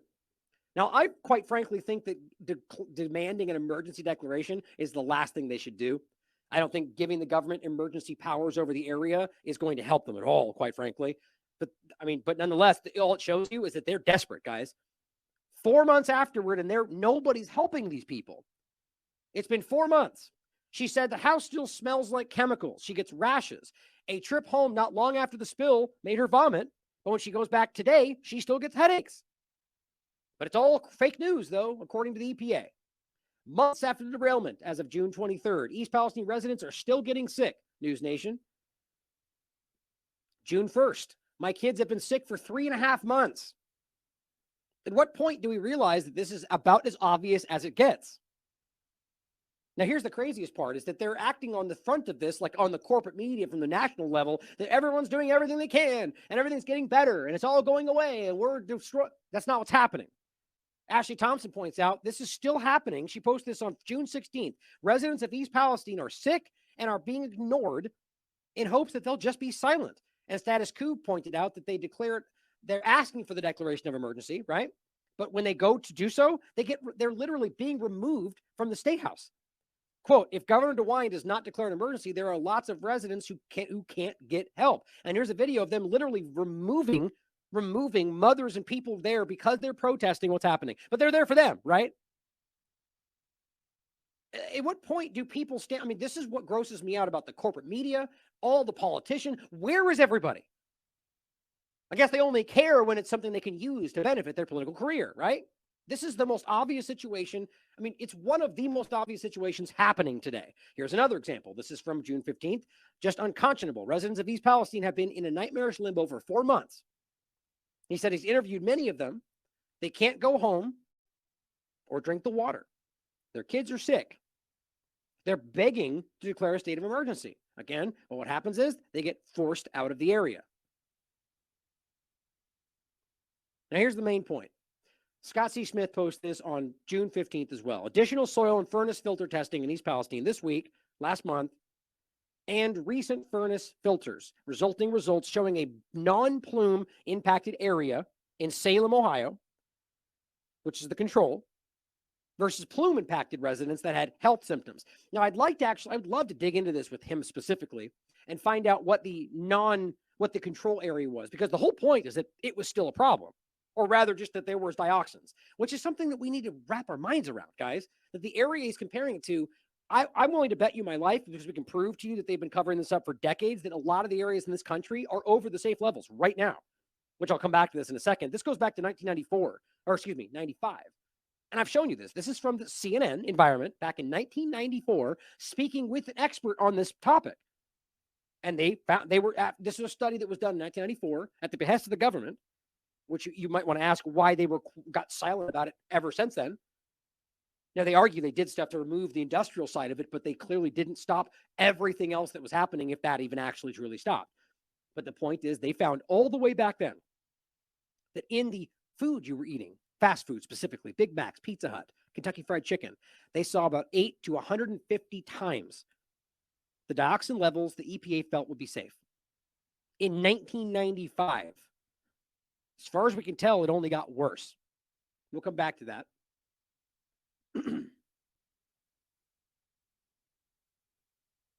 Now, that point, though, is that there's a huge background problem, which is the game they played. That like one of the points I was making about the guy earlier that I feel was, excuse me, saying things that aren't exactly accurate, in my opinion, right here. One of them was the idea about the reason that they were the EPA. I can argue. I think unless there's some statement I haven't seen, has never argued that it was safe. They don't say that it's safe. They simply say that it is below certain levels. Or they look at it and say, well, we don't want to test for dioxins because, well, there's already a background problem. Well, so what they're ultimately saying is that we know there's a problem. So if we test for it, we're going to be forced to admit that the level's higher than it should be for any circumstance. But they go, we're not going to test at all because then there's no control. Well, that's a self-serving argument. So he found an area that he argues is a control, and he tested against that. So realize that even that has levels of dioxins. Note the affected East Palestine residents had in their furnace filters dioxin levels of 2,245%, 4,038%, and 14,038% respectively in these different locations. That's that 14,038% higher dioxin levels than the non-plume impacted controls. That is mind-blowing. We continue, he says, to make progress on getting to the truth for the affected residents of East Palestine, Ohio, and surrounding communities from the Norfolk Southern train derailment. My offer remains open to the public information officers, PR people, and all government agencies to test side by side. Of course, they don't want to do that. I wonder why. Norfolk Southern Battalion of PR people and lobbyists will not be able to escape the truth for the 4 Ds: delay, deny, discredit, dismiss, and are not going to work in East Palestine. Much gratitude to the few in the U.S. media, international media that are covering this story. I forgot to tweet that. So you can look and you can see him on the ground testing. I'd like to get more information on this in general. But we interviewed him before, so if you guys want to check that out, we go through his information, and it's very clear what's going on. Now here, after this is from June 30th. So this is 3 days ago. Or 4 days, or 31st, I forget. So just a few days ago. The only thing I want to show you is what they keep saying right here. Air monitoring continues at 15 locations and on and on and on. The EPA continues to review preliminary and final air sample data, which supports air monitoring trends that air quality has remained below screening levels. See my point? Which then gets reported by some people in the media as they're claiming that it's safe. That's not what they're technically saying. They're saying it's below screening levels. What's that mean? Is the screening level dangerous? But then they get into what they're doing, removing soil, excavation of contaminated soil debris, and what they're doing with it. Which, by the way, as they do that, it drums up lots of vapors and dust, which cause the same problems. That's why, arguably, or why I think they don't want to do certain testing. But realize that as of right now, they are still claiming that it's completely safe. There is not a problem. We know that's not true. Well, now we get into the other side of this, that as they're shuttling this stuff around the country, or actually more specifically right now inside Ohio, all they're doing is spreading the problem around, both while they ship it, but also how they fail to actually deal with the problem. And on top of that, there's places where there's shit. I mean, I've gone over this in depth, that they, up until this moment, have been using locations that I proved to you on the record does not have the ability to deal with dioxins, which is probably why they didn't want to test, so they could act like they didn't know for sure. EPA forcing Ohio toxic waste on facilities literally not able to process dioxins, PFAS, as well as a lot of other things. It's not hard to prove, guys. You can call these locations for yourself. Clean Harbors in particular, they don't have incinerators. And I'll make that point more clear as we go forward, but I've made this point endlessly. Incineration is the only way this can work, upwards of 1,250 degrees Fahrenheit. But the point is that even in and itself has been argued by plenty of experts to never even be able to remove it entirely, which I'll even show you a document that makes that claim. Then whether it's 99 something percent, you still have some of it that burns and continues to float back in the atmosphere. And if we're talking about parts per trillion, then that may just be enough. But on top of that, realize that they're shipping it to places that literally don't have incinerators, which means they are not dealing with this, which means they're either burying it in the ground, injecting it into deep areas in the ground, or doing some kind of liquid process. None of those are able to deal with dioxins. Easy to prove. Here's the other one I went further, and both of these have direct phone calls on the record you can listen to for yourself, where I asked them, can you deal with this? Do you have the ability to process these things? No, we don't have incinerators. Okay, because they don't think they're dealing with that. They think they're dealing with vinyl chloride or dirt, whatever else they're being sent, because the EPA is not telling them, or they're all collectively ignoring it, however you want to look at it. This is from June 23rd. After the Ohio train derailment, evacuations, toxic chemicals, and water worries. New York Times. Controlled release. Great journalism, guys. Like, this is just such towing the line. You ask them and they tell you. Even if this is how I envision this going, is even a New York Times goes, well, wait a minute, was it controlled? Because I'm hearing it was controlled. EPA goes, yes, it was for sure, because that's our definition. Okay, then you write it down. That's not journalism. Just repeat what you're being told by journalism is supposed to be speaking truth to power. It's not hard to prove that it was not controlled release, but that's the towed line, even through half the independent media. It's pathetic. But on February 6th, the authorities released the toxic materials from 5 tankers, it says, and the contents were delivered to a trench and burned off. Right. So a trench with no lining. We already proved to you that they had planning. They mapped this out with the DOD. So you're telling me that they had time to map it out, to plan it. National Guard, the DOD, and yet they still didn't put anything on the ground? Make sense of that for me. You know how long it would take to lay something down on the ground?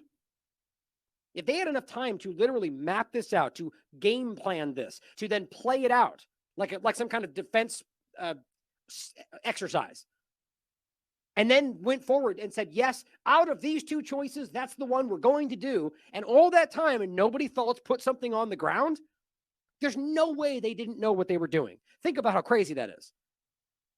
They're aware that this was a highly volatile chemical. They had plenty of time, they had enough time to at least lay out some kind of barrier and chose not to. I mean, my God, what more do we need to see? I guarantee that causes some very severe lasting problems for even just what went into the ground, let alone what was burned off and into the air. An initial report from the NTSB was released on February 23rd, although a wheel bearing had been heating up, the report said. An alarm did not sound to alert the crew to check the hot axle until just before the rail. Like, this is a line towing exercise.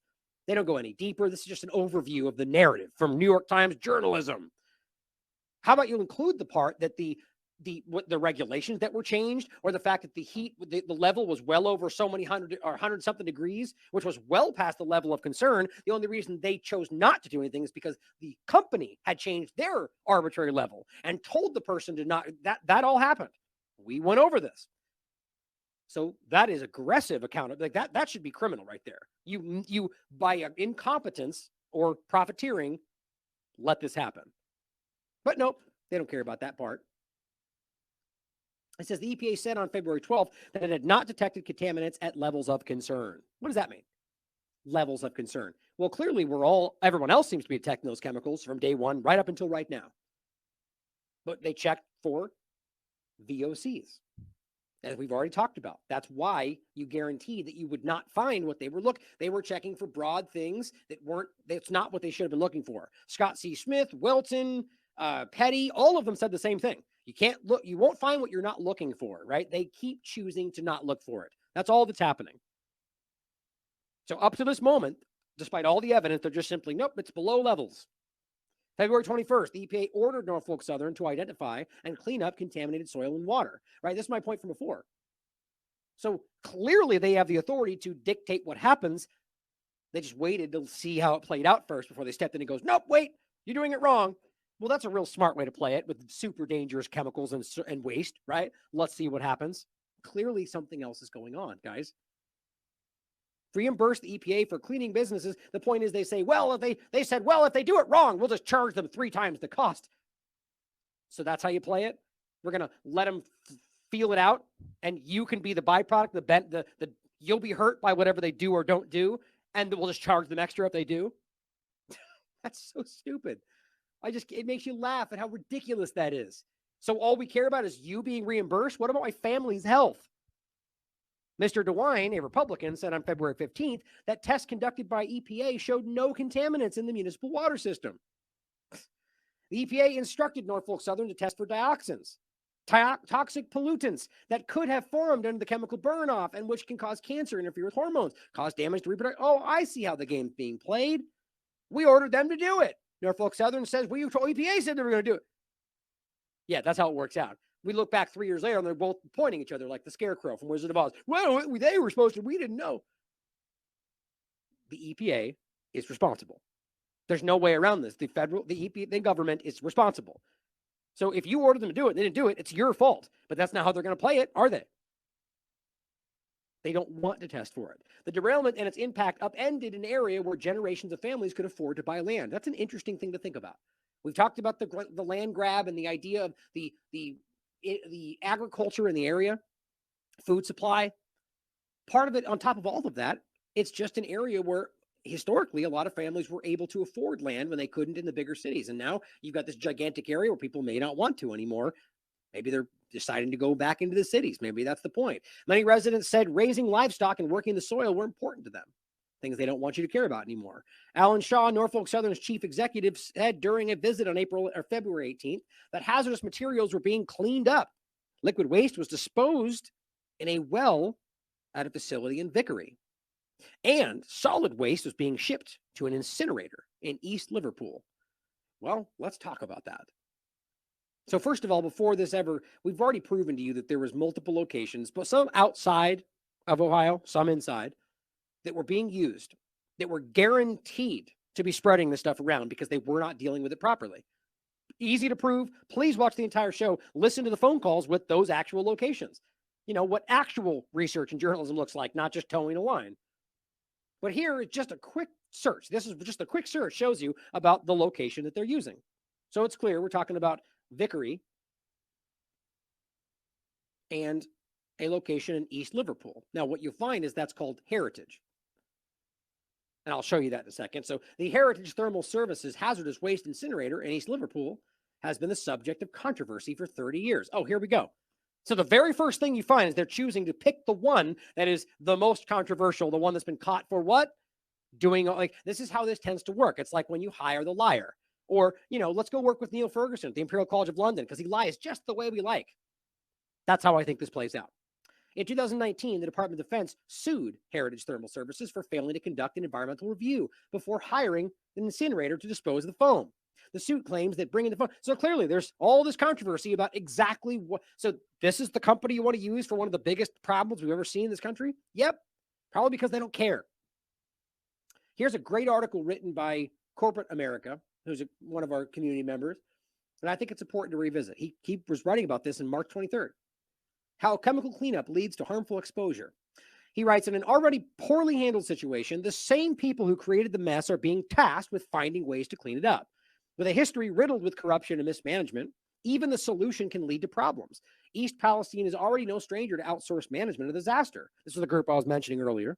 As was discussed in his first piece, and you can link, he has a link to it, and revealed by Kanoa on Substack, the Center for Toxicology and Environmental Health, which is the independent contracting agency Norfolk Southern contacted to test the air and water in East Palestine after the chemical burning, has a long history of corporate collusion and corruption leading to unsafe conditions being labeled safe for human exposure. It's easy to look up. It's quite literally the company you hire if you want to lie about what's going on. That's not even my opinion. There's been Guardian articles written about this, mainstream articles. So think about how crazy, and you realize this is the people the EPA is going, we trust the results. We trust the studies. I wonder why. Similarly, one of the companies being outsourced by the EPA to deal with the incineration of contaminated soil, Heritage Thermal Services, has a history of leakage and air pollution at their East Liverpool, Ohio incinerator. According to a piece published by The Guardian on March 4th, Heritage Thermal Services is no stranger to controversy. It says the incinerator owned by Heritage Thermal Services is already burning PFAS waste from the Department of Defense, which prompted a federal lawsuit from a coalition of local environmental groups, right? So you've got the DOD quite literally having them burn things they're well aware are not being incinerated. And so you got groups going, what are you doing? Suing because of that. Heritage also faced an investigation and enforcement action from the EPA in 2015 after officials determined the facility had violated the Clean Air Act nearly 200 times between the year 2000 and the year 2014. But yeah, let's use them. Built right on the Ohio riverbank, of course, because that's the safest way to do it, right? The Heritage Thermal Services hazardous waste incinerator has been subject to controversy since it opened in 1992. The contamination of water and airways isn't a new sight for East Liverpool residents. In an article published by local news station in February 27, 2023, the history of lawsuits is cataloged. In 2007, the incinerator, the same one they're telling you they're being used right now to take care of this problem, then operated under the name Waste Technologies Industries, or WTI. they agreed to pay more than $750,000 to settle the claims over emissions from chemicals in storage while awaiting incineration. In 2015, the EPA said the hazardous waste incinerator released dangerous toxins into the air over the past 4 years, exposing those nearby to chemicals that can cause cancer, miscarriages, and early death. In 2016, plaintiffs Save Our Country filed a lawsuit against Heritage Thermal over excess emissions in the U.S. District Court of the Northern District of Ohio. The case was settled. Now realize, what you're going to hear in other arguments is that the EPA stepped in and they made it safe. Well, explain for me how in 2007 they can step in and then it's still dangerous. Or in 2015 they can step in and yet it's still dangerous, right? I mean, it's very obvious that they don't really make it more. They step in and manage. In 2016, it was still hurting people, even after the EPA stepped in and made it better. The pollution and harm that comes with the way hazardous waste is treated and disposed of isn't an isolated case, right, related to this one location, Heritage Thermal Services in East Liverpool, but rather just another ubiquitous problem that comes with the way industrial processes are handled, or the lack thereof, the lack of care for them. Although patterns of behavior can vary easily can easily be recognized and established, as was discussed in a report dated February 8th, 2022 for the PFAS Project Lab. Quote, the city's East End neighborhood is home to a hazardous waste incinerator with a checkered past. This is 2022. For decades, the facility on the banks of the Ohio River has faced fines for violating federal air quality laws and accusations that its toxic emissions have damaged the health of the surrounding community. Now, the plant is working to burn hazardous waste sent by the U.S. military, a process that Alonzo Spencer, a local environmental activist, is doing all he can to stop. Spencer's organization, Save Our Country, sued the federal government 2 years ago in an attempt to prevent hundreds of thousands of gallons of toxic firefighting foam from being incinerated in facilities like the one in East Liverpool. So they know this, guys. Even when they were doing this 2 years ago, they knew there was a problem there and they just don't care. The same reason that once we become aware, they outsource it somewhere other places in the world. Because they care about human life and safety and equality. And no, guys, because they care about their agenda. Burn pits are one of the largest contaminations of the world, as far as I can tell. Now it says in his original article on the train derailment, the link is here, you can check out, you heard that the EPA was refusing to test for dioxins. Now, earlier they were. Then when you got put to it, they said they were talking about it. The point is they said, do it, Norfolk, and nothing has happened since. But the reason they gave, and this is what we were talking about, was that because dioxins are already prevalent in the environment at high rates, and that there was never a proper base statistic provided to compare to current levels, which is not even accurate, as we proved on the show. But so they argue that it's high, but we don't know, so we can't just test, and then we don't know how to make sense of the data. But yeah, we do. They are essentially arguing that they would not be able to tell if the area was toxic due to the derailment, or if toxic levels were simply just present in the environment already, which, by the way, is because of their incompetence and malfeasance to begin with. This raised a lot of red flags. He says, why is the admission that dioxins are already prevalent enough in the environment to be dangerous not a headline in and of itself? One of the things I've been asking the entire time. This logic follows for all highly dangerous and infinitesimal chemicals in the environment that were undoubtedly worsened, or at least dangers surrounding them were heightened following that derailment. The EPA won't test because they don't want to reveal to the public that contamination of the environment is already a ubiquitous problem that we just have to deal with. This isn't just a working theory either. The EPA's own document, the Drinking Water Health Advisory for PFAS or PFOS, released in May of 2016, found this alarming fact. The link is right here for you to read for yourself. PFAS was detected in the blood serum of up to 99% of the U.S. population between 1999 and 2012. In case you didn't hear that properly. One of these other levels of chemicals in the same family that are dangerous in their own estimation, their own test, was found in 99% of the general population's blood in 1999, 2012. So you're telling me post-2012 they were able to figure this out, and yet we weren't being told about that? There was no real actions made to actually stop the problem? You starting to see the bigger issue here? It would be damning enough if this was only the only piece of information revealed in the EPA's own documentation, but it's not. PFOS, and other PFAS have been reported in wastewater and biosolids as a result of manufacturing activities, disposal of coated paper and other consumer products, and from washing of stain repellent fabrics. So they're very aware this has been bleeding into the atmosphere or the environment for decades. Now, they pretend that they were doing something about this, but as far as I can tell, it's only gotten worse, and the manufacturing processes are gigantically worse.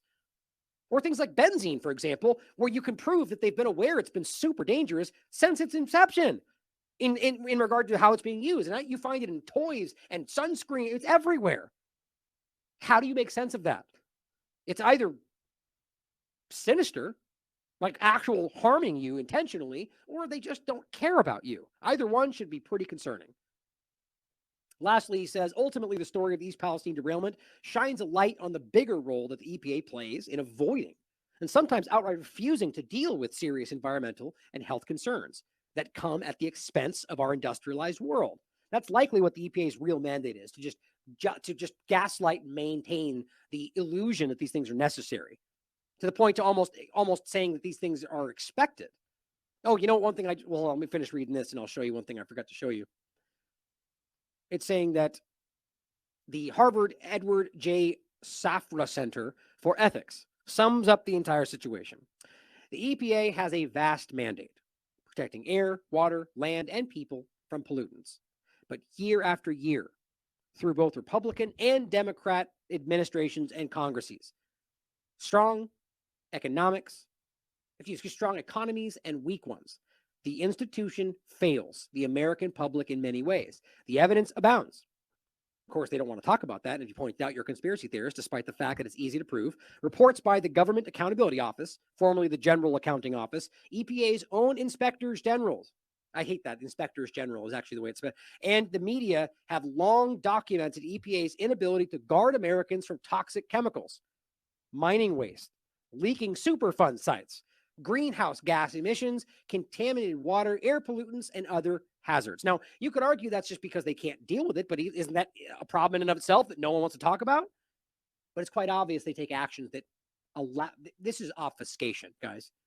For a government agency dedicated to protecting the environment, ostensibly anyway, there is a laundry list of negligence and malfeasance that has resulted in the direct harm of both the environment and the general health of the public.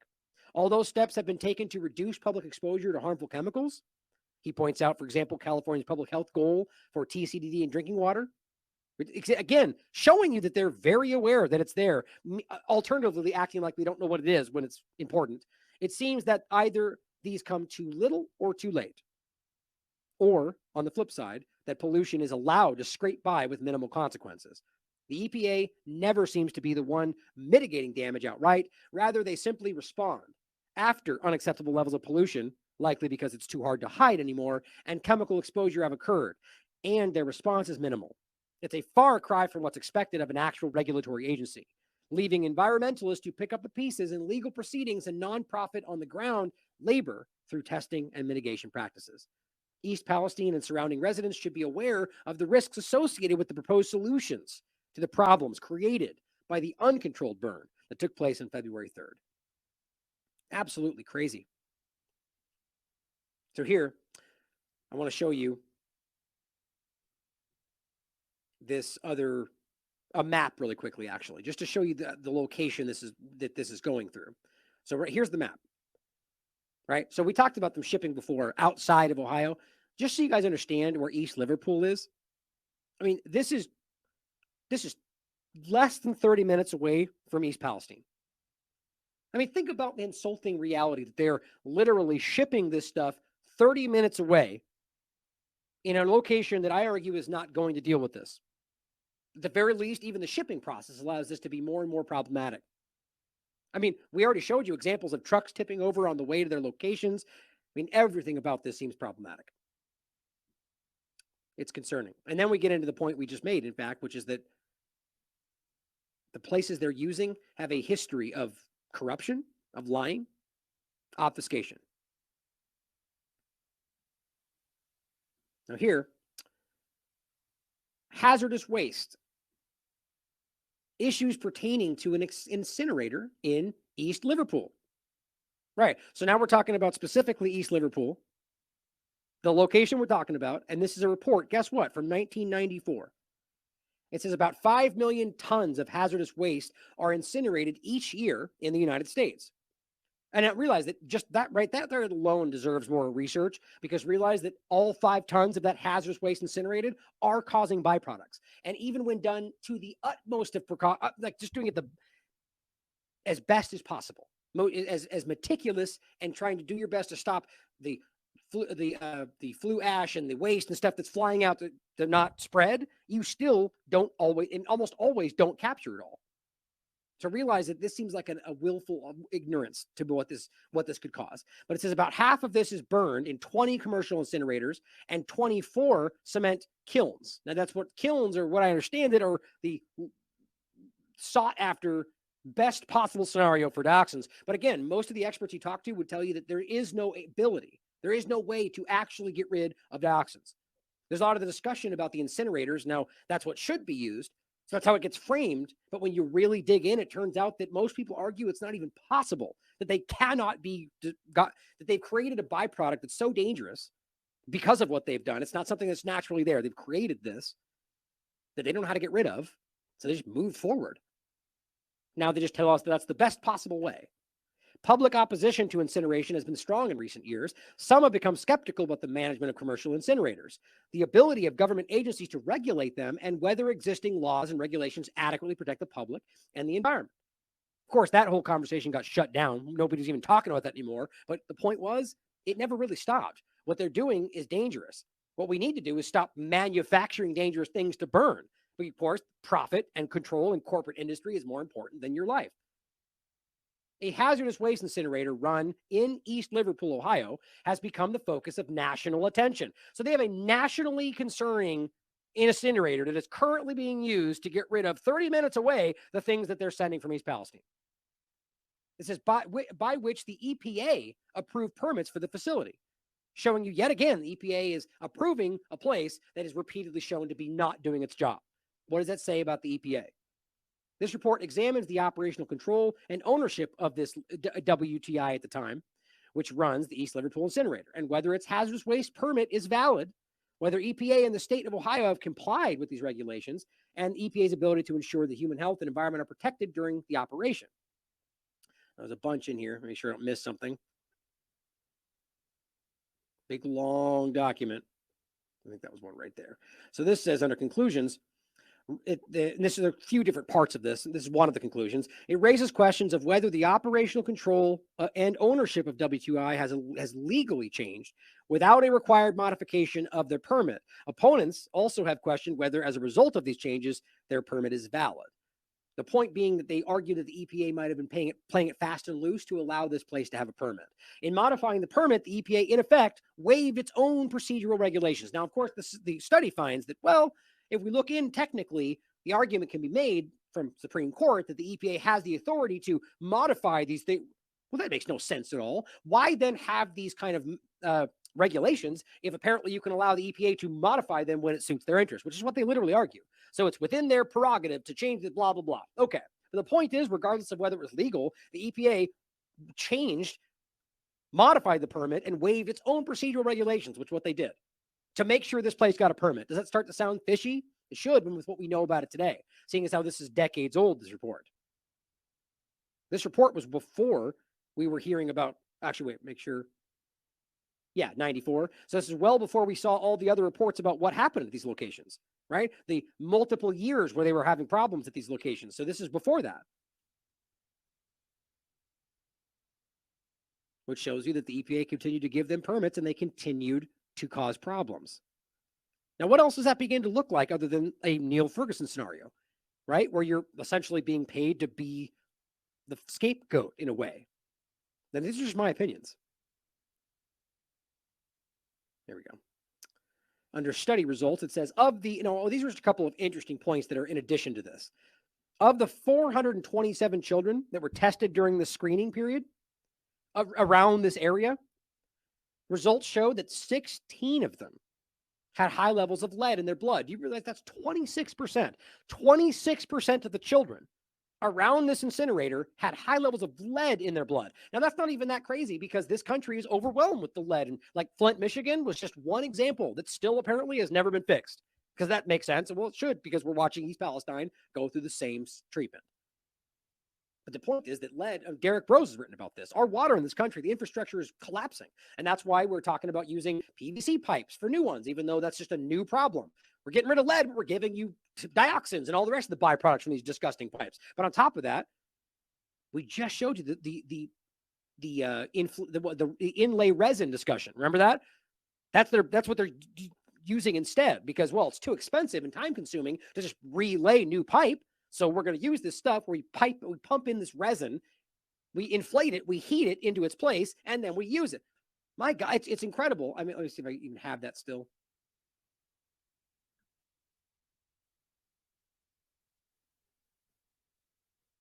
Damn. Here we go. I just have the article. I don't know which show I had this in, but this is just the article. We just talked about this. Dozens of students sickened as they do this piping. You know why? Because they know this is what it causes. Now, the USA Today did their own research, apparently, and all over the country. There's dozens of examples of that they do this stuff. Here's the actual way it looks right here. Where was it? Right here? Somewhere in here. Oh, I swear it was in there. There it is. Right? So they have these old lead piping, and they pump this stuff in, then they inflate it, then they heat it up in place. Now, that alone, does that sound like something healthy to run water through? It's not. And you can prove that by their own documentation. But on top of that, the process is very damaging. You can see that just being this close to the schools, right here, they did this on the street, and this entire school was evacuated. People were vomiting, cascading vomiting from room to room. And it's still happening, by the way. And they know that's what's causing it. And they knew, you know why? Because the administration went over to them and said, what's happening? They were told it was happening, and they still didn't, and they're still using it. This is the problem, guys. Your regulatory agencies, your government don't care about you. You are being played. That is dangerous because they're trying to save money. And it's not even like potentially dangerous going forward. It's like we're in real time causing people to vomit as we do this, and we can prove to you that it's best haphazard to run water through this dangerous stuff, but it's better because we'll save some money. Well, 26% of the children have lead in their blood. According to the Ohio Department of Health and Centers for Disease Control, blood level of 15 micrograms per deciliter or greater in a child requires follow-up. It says all 16 of the children identified had an assessment of their homes. Of course, they found lead in all but one. I'm sure that's very self-serving. You can find lead in all sorts of things. Does that mean that that's why they have a dangerously high level of lead in their blood? I don't know about that. But it says only 5 of the 16 children with elevated lead values returned. So they were supposed to come back. 5 of them did come back. And guess what? 2 of the children still had levels in their blood. Okay, so now at this point, you've checked their homes and you've been like, oh, it's the paint. Oh, it's this over here. But 2 of them came back and still had high levels. So what else? Something is still clearly going on. But of course, they just continue to kind of downplay it. I just thought that was an interesting point, showing you that there's all sorts of stuff going on that nobody's paying attention to. Now, it says the EPA and Ohio EPA found numerous violations during their visit and air inspections of East Liverpool. Now, of course, 1994, we already know this, but the point is that it's obvious this was a problem. The inability of lake trout to reproduce in Lake Ontario has been attributed to dioxin contamination. Why is it that we know this, or they know this at such acute levels, and nobody even knows what these things are until East Palestine? The inability of lake trout to reproduce? How much you want to bet people in Lake Ontario have no idea, and they are fishing and eating that trout every day? How much you want to bet? They can't even reproduce because of that high level of dioxins? In addition, it says dioxins are a carcinogen in all species examined. Here's what always continues to make me sick. They're aggressively aware. Everybody knows, based on the research, even the EPA, this is a very obvious carcinogen. But what do? They continue to say it's a likely carcinogen, like everything else. Nothing ever for the rest of time is a carcinogen. It's all likely carcinogens. You know why? Because they don't want to make it clear. Because then they have to acknowledge that these things are hurting people. That's my opinion. But again, everything you see shows you this is damaging. According to EPA's experts, every single one of the 17 studies in both of these sexes of rats, mice, hamsters are positive. Every one of them show you cancer-causing problems. Last but not least, here's a clip from the one and only Johnny Vedmore. 2010 and 2011, they started to do it in Sotheby's, I think. And it's basically a load of artists. The New York Academy of Arts annual Take Home a Nude benefit art auction aids the Academy. Oh, let me just hide all my bits.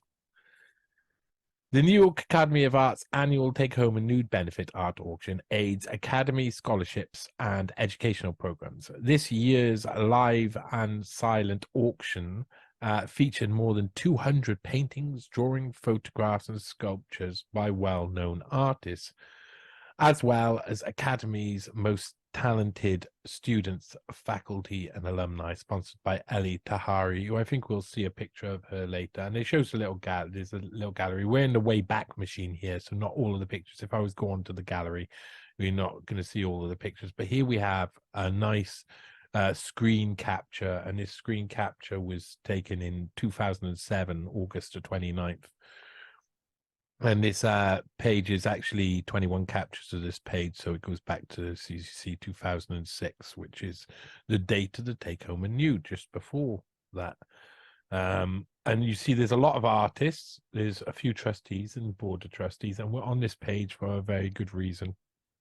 In 2019, as this whole thing with Stan, David Bowie, and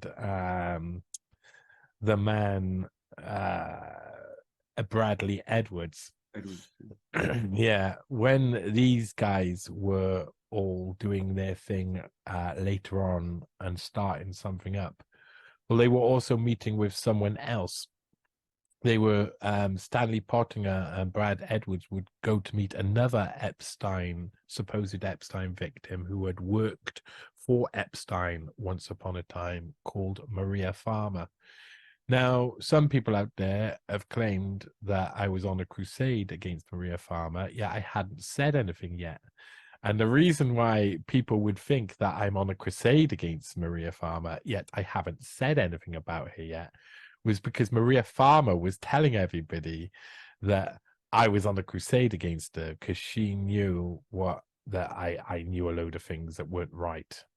And she knew that I was in contact with a load of people who used to be in contact with her, who she had messaged over and over again, and she had formed close relationships and bonds with, something that she does before she systematically breaks those relationships and bonds, it seems. And I have to say, I might come out of the screen share for this little tiny bit by here. I might come out to here and talk about this a little bit, because I've got to say quickly, before I start with the next bit, I never expected to be here. I thought Maria Farmer was just straight as it comes. I thought she was the most inspiring person, the way she spoke, the way she acted. I felt blessed to have known her at one point. I felt like she was really, like, the way she spoke, she was always so positive, and she was also always so nice. But that's how she was to everybody until she wasn't. And then she's becomes completely the opposite thing. And this has happened to multiple people. So I'm actually I got a bit of a growing support group of people who class themselves as, probably best way to put it, victims of Maria Farmer. And Maria Farmer, systematically from 2019, has entered into mainly the people doing the independent research on Jeffrey Epstein, and has systematically befriended or talked to most of them. And the majority of interviews she does now, it gets really freaky. It gets really freaky. She started off in 2019 with interviews with Whitney Webb and Jason Bomassa, went really big, and she said some stuff in there which was edgy. But everybody was like, oh, she's one of the victims speaking out, and Epstein's definitely a criminal, so she's definitely a victim. Yes, go Maria Farmer, everybody felt like that. And then over the years, basically, she befriended lots of people who felt like that about her. And she had them do jobs for her and do things for her that suited her, and help her out in loads of different ways. And then each of them, systematically, she turned on them, and she made them feel really bad, really, really bad. Some of them she had convinced of things that are really personal. And so I went on a kind of a journey at one point because, and for the people who don't understand how this started, well, Maria Farmer wanted somebody to go on the Unlimited Hangout podcast, and I was asked by Whitney Webb to check out this person. I checked out this person. He had 7 to 8 false identities. He had a load of fraud convictions, and he was not the person he said he was. And Maria Farmer was sure that he was, and I couldn't understand it. And she was trying to put him out to everybody, every single person on the independent media. She was trying to get this one person to go out, and I won't say his name because I won't give him any fuel. Because it's an operation. It's clearly an operation, like so clearly an operation. This person that she tried to put me in contact with, that she had tried to have go on the Unlimited Hangout web podcast and other podcasts as well. This person not only has convictions and frauds, but I have had experience where people from all sides of this, from the Epstein accusers to the Epstein defenders, and the allies of Epstein, I've had them all try and put me in contact with the same person. It's coming from both sides, and it made me realize that all of the side was the same side. In actual fact, all of these people are all separate individuals who are all trying to find the best way to make the most out of their situation in the limelight of the Epstein case. And it's a strange limelight, it is. But by 2019, the newspapers were not only not to be trusted by most people, but most of their coverage on Epstein was just repetitive nonsense. And they were just trying to focus on certain allegations that were, you know, they were salacious and wonderful and interesting, but they weren't necessarily completely true and or evidence-based. They were what had been seeded into the narrative. So I've had to follow back and find out who Maria Farmer was, because Maria Farmer within one day she was one of my heroes. The next day someone I know was being tagged in emails to her solicitors where she was saying I was homophobic because I didn't want this person to go on the Unlimited Hangout podcast. And it wasn't like I didn't want this person. It was just I was asked to verify this person. And I was just bizarre. It went to a campaign of hate, but I had seen her do it to other people, and I kind of knew it was coming eventually. And it was a shock when it happened, but deep down, I'd always felt that it was going to happen. So, like I say, I know a load of people who have been through the same thing, and it's systematic. And in actual fact, what she does now is she goes around, has people put on a podcast, and then within about a week, she's telling those people to delete parts of the podcast, edit parts of the podcast, or delete it completely. Because she can't, she said things and she's contradicted herself in multiple places. So it's a really awkward case. Sorry. Hey, you, I'm not playing with your... She's on the bed growling at me because she wants me to throw this. She's now looking at me like, so I'm gonna have to throw it once, but if you hear growling, that's what's going on. All right, it's Maria Farmer. Anyway, see, people can see we got nothing to hide. Yeah, we're not even editing this out. No, 100% authentic. Yeah. Well, anyway, so I had a bit of I didn't expect any of that. And I'm not stupid. I know when someone's seeding someone in, and I'm a really good researcher. And she seems to have underestimated nearly everybody on the independent media. She thought they were all idiots, and she treated them like that. And some people have acted like idiots. Some of the people who have her on their show and go back and delete through, like I'm talking about a woman called Carmen Struder, for example, Studer. She goes through her previous interviews with Maria, and she's got to delete them. So what's the point of creating content? If the person who you created content is going to lie to you on it, then he's going to make you delete it, and then he's going to ask you to record another one. It's just ridiculous. I know people who originally spoke with Maria. I won't say, like, there's a group of people who originally spoke with Maria who won't respond to certain emails now because there's just no point in it. It's obvious that there is an operation, and it was run from 2019. And so I'm about to show you that Maria Farmer, her story doesn't line up, and I couldn't understand why it didn't line up, and it led to Stan Pottinger. When I first come across the name Pottinger properly was because Maria Farmer was in a relationship with him, a sexual relationship with him, and I couldn't understand it because I thought it must be she must have been seeing his son Matthew Pottinger, who's about 50 now, and she's about 54, 55. I thought that must be what it is. I found a load of things. I found a load of evidence that just didn't make any sense, and I realized and also she admits out loud in different videos. A lot of these have been deleted offline, but have been now saved offline by a group of people who I have saving every single one of the videos for evidence, because eventually, Maria, we're going to court, love. Eventually, I am going to take you to court. Eventually, me and you, we're going to see each other in court, girl, because you've gone too far in many ways. Some of the things you said, and she's been on a campaign. Now, you want to see a crusade, you go and see, I'll eventually build up a nice video montage of the video she made about me before I'd even said anything about her. So before this moment now, where I'm saying something out loud, I'm speaking out loud, she's calling me things like Johnny Predmore and stuff and putting my name on TikTok videos. I know. That's weak. That's weak. I know. So what I did Keep us was out of it. Yeah, it's too late for that. We're not pointing the finger here. It's too late. We don't know you, Maria. We don't fucking know you. We barely know Johnny. Yeah, I know. These guys have got nothing to do with it, Maria. Leave them out of it, mate. No, you will get the person contact you and try and you'll get 2 or 3 different people.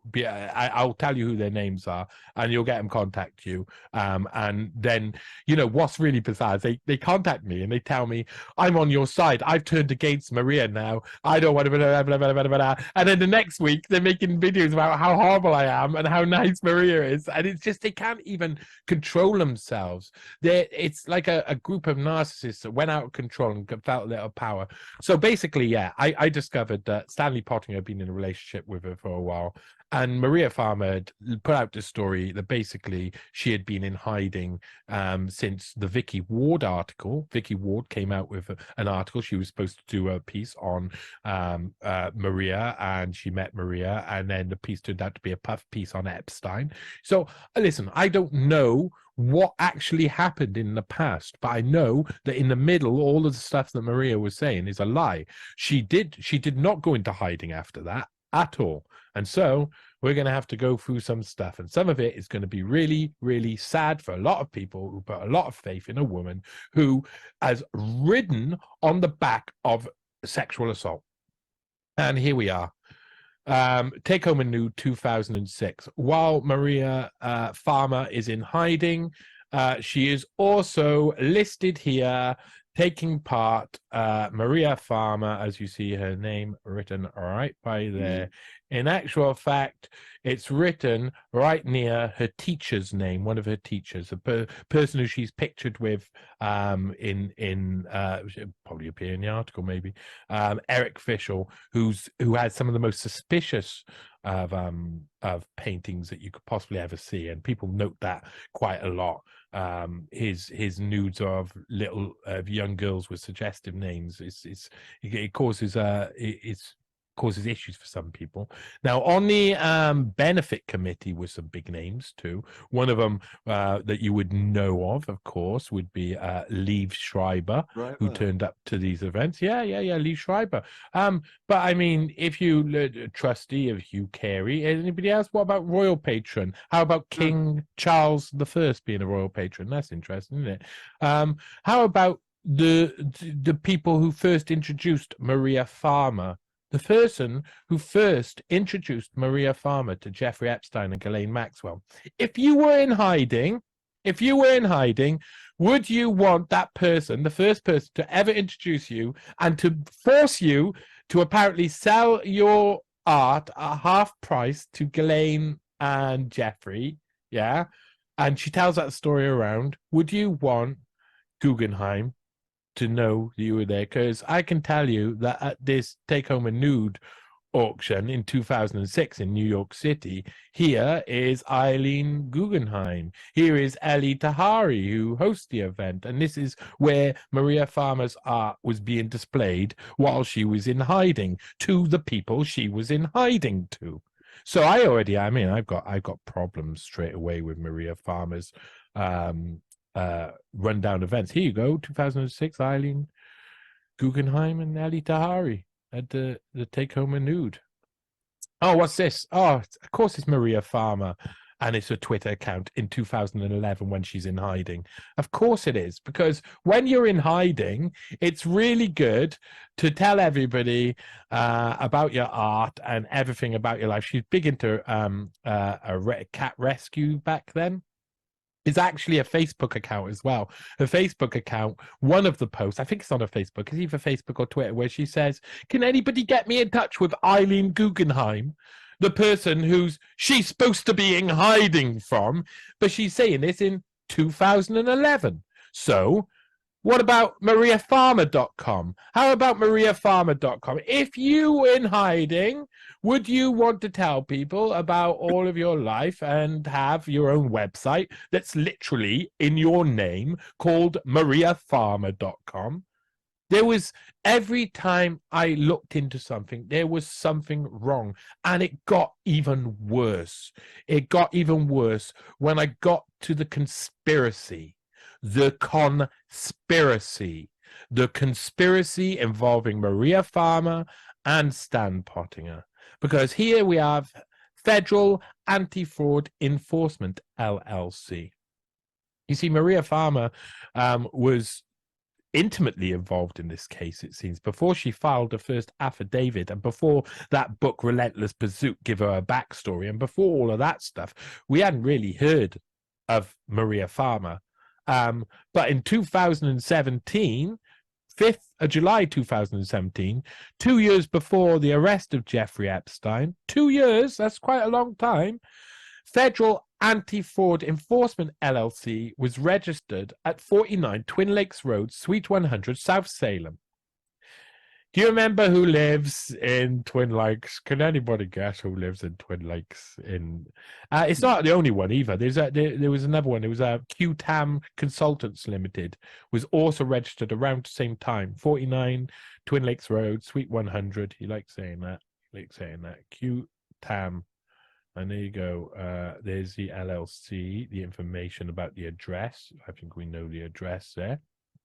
And I'm wondering if will it actually say here? I think it says it here somewhere. Or if it doesn't matter too much, because eventually they got themselves a website, didn't they?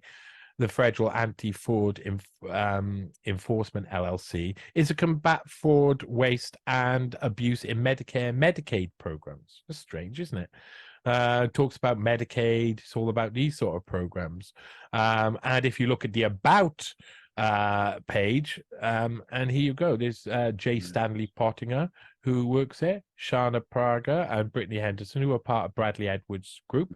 Oh, David Bowies is there as well. Look, David Bowies is there. It's good David Bowies turns up. And Margaret Cassidy. And, of course, Maria Farmer. What?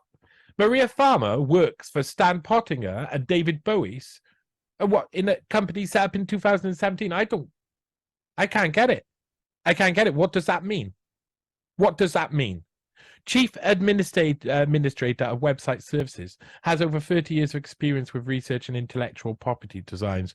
Well, I mean, you can find out more because she has a page here, so you can tell it's definitely the same Maria Farmer, the CEO of Matisse and Degas Atelier at this point, going under her own name still, of course. I mean, she is in hiding, though, is FAE's chief research and editor for online news and information. Before assuming this position, she worked independently owned company in New York, where her professional focus was on web research, design, editing, and postings, so content.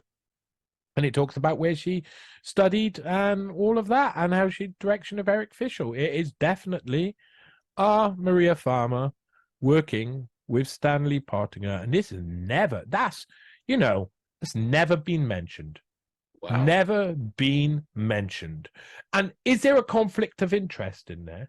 That one of the people who becomes named in the case and wins compensation in the case was actually working with the legal team beforehand, and it seems that she's told a load of Porky Pie's lies. She's told a load of mistruths all over the place. There is an operation going, people. There is an operation. And the most disgusting thing on earth is to use the sexual abuse of children and young women to make an operation happen, to work for the intelligence services on the back of raped children. So that goes with all of their gang. All of the gang who are doing that, you deserve more time than is normally due to someone like you. And I find it disgusting, and it makes me angry, and it makes me angry that I got to go through a year of proving exactly who someone is so that I can show people a basic truth that they should be able to see. And I couldn't see the truth myself once upon a time. I couldn't see it. I couldn't see it because we're all blinded by our own love or our own hate or what we want in life. We're all blinded by that. We're all blinded and we can't see it. And again, talking of that, go on to the next part. Alan Dershowitz. I don't like Dershowitz. Dershowitz is a dick. Yeah, everything he does is dickish. The way he speaks, he was obviously close to Epstein. He obviously protected Epstein's business interests. But in 2019, there was a concerted effort, which included with Maria Farmer's affidavit, which was completely aimed at Alan Dershowitz. Alan Dershowitz, I was working on the door, and Alan Dershowitz went upstairs, following a load of schoolgirls upstairs, where I did not see what happened.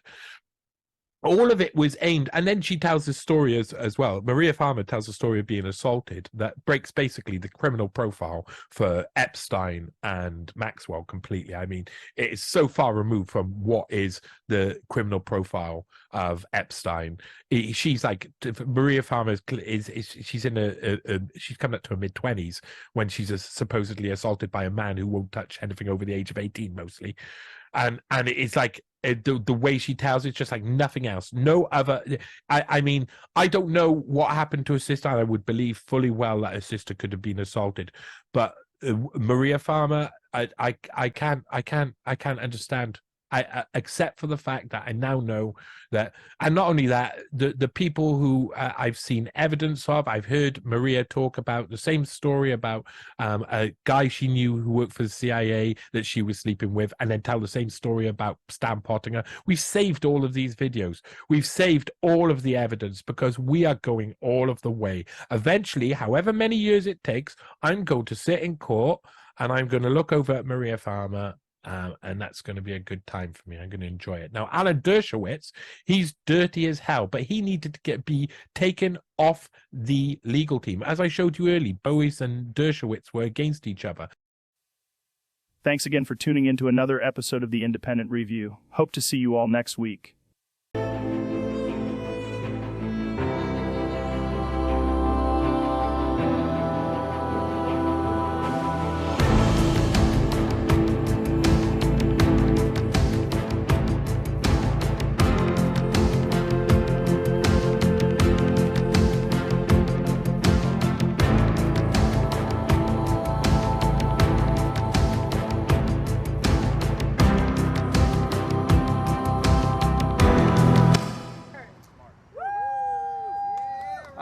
I'm proud to say that Julian is a good friend of mine. I used to visit him when he was in the embassy of Ecuador, holed up there, but in great good humor and doing all kinds of incredibly interesting and justice-filled things. I think it was the next to the last time I saw Julian.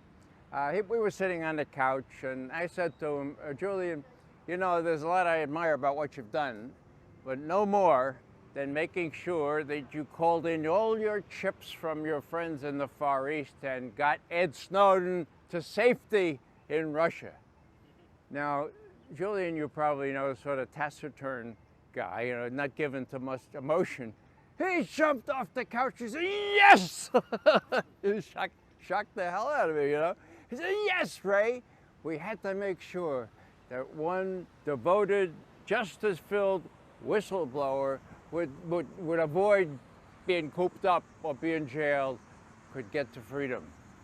Now, some of you know that Sarah Harrison was down there, one of Julian's lieutenants. She was down there in the Middle East, and the first thing, she was summoned to go to be with Ed, and she stayed with him for 6 weeks in the Sheremetyevo Airport in Moscow, where he's a non-citizen of anywhere.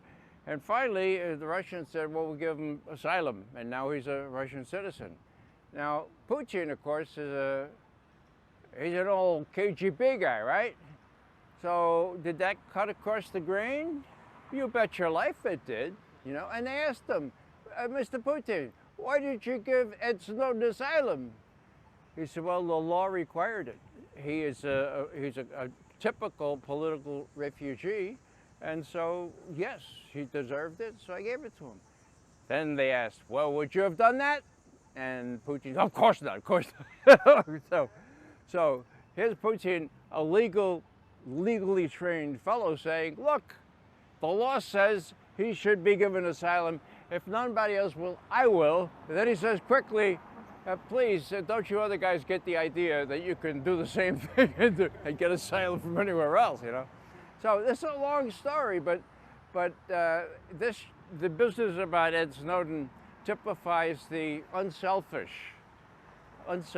nature of Julian. He wasn't doing any of this stuff for himself. He's doing it for others.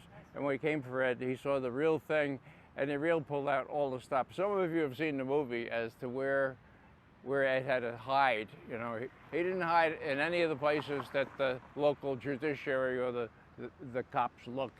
He hid in places that only Julian and Sarah Harrison knew about. So, long story short, he's not only guts galore, but he cares about other people so deeply that he would do the supreme offense to the powers that be by being the person responsible for getting Ed Snowden out of the clutches of the people waiting for him in Washington.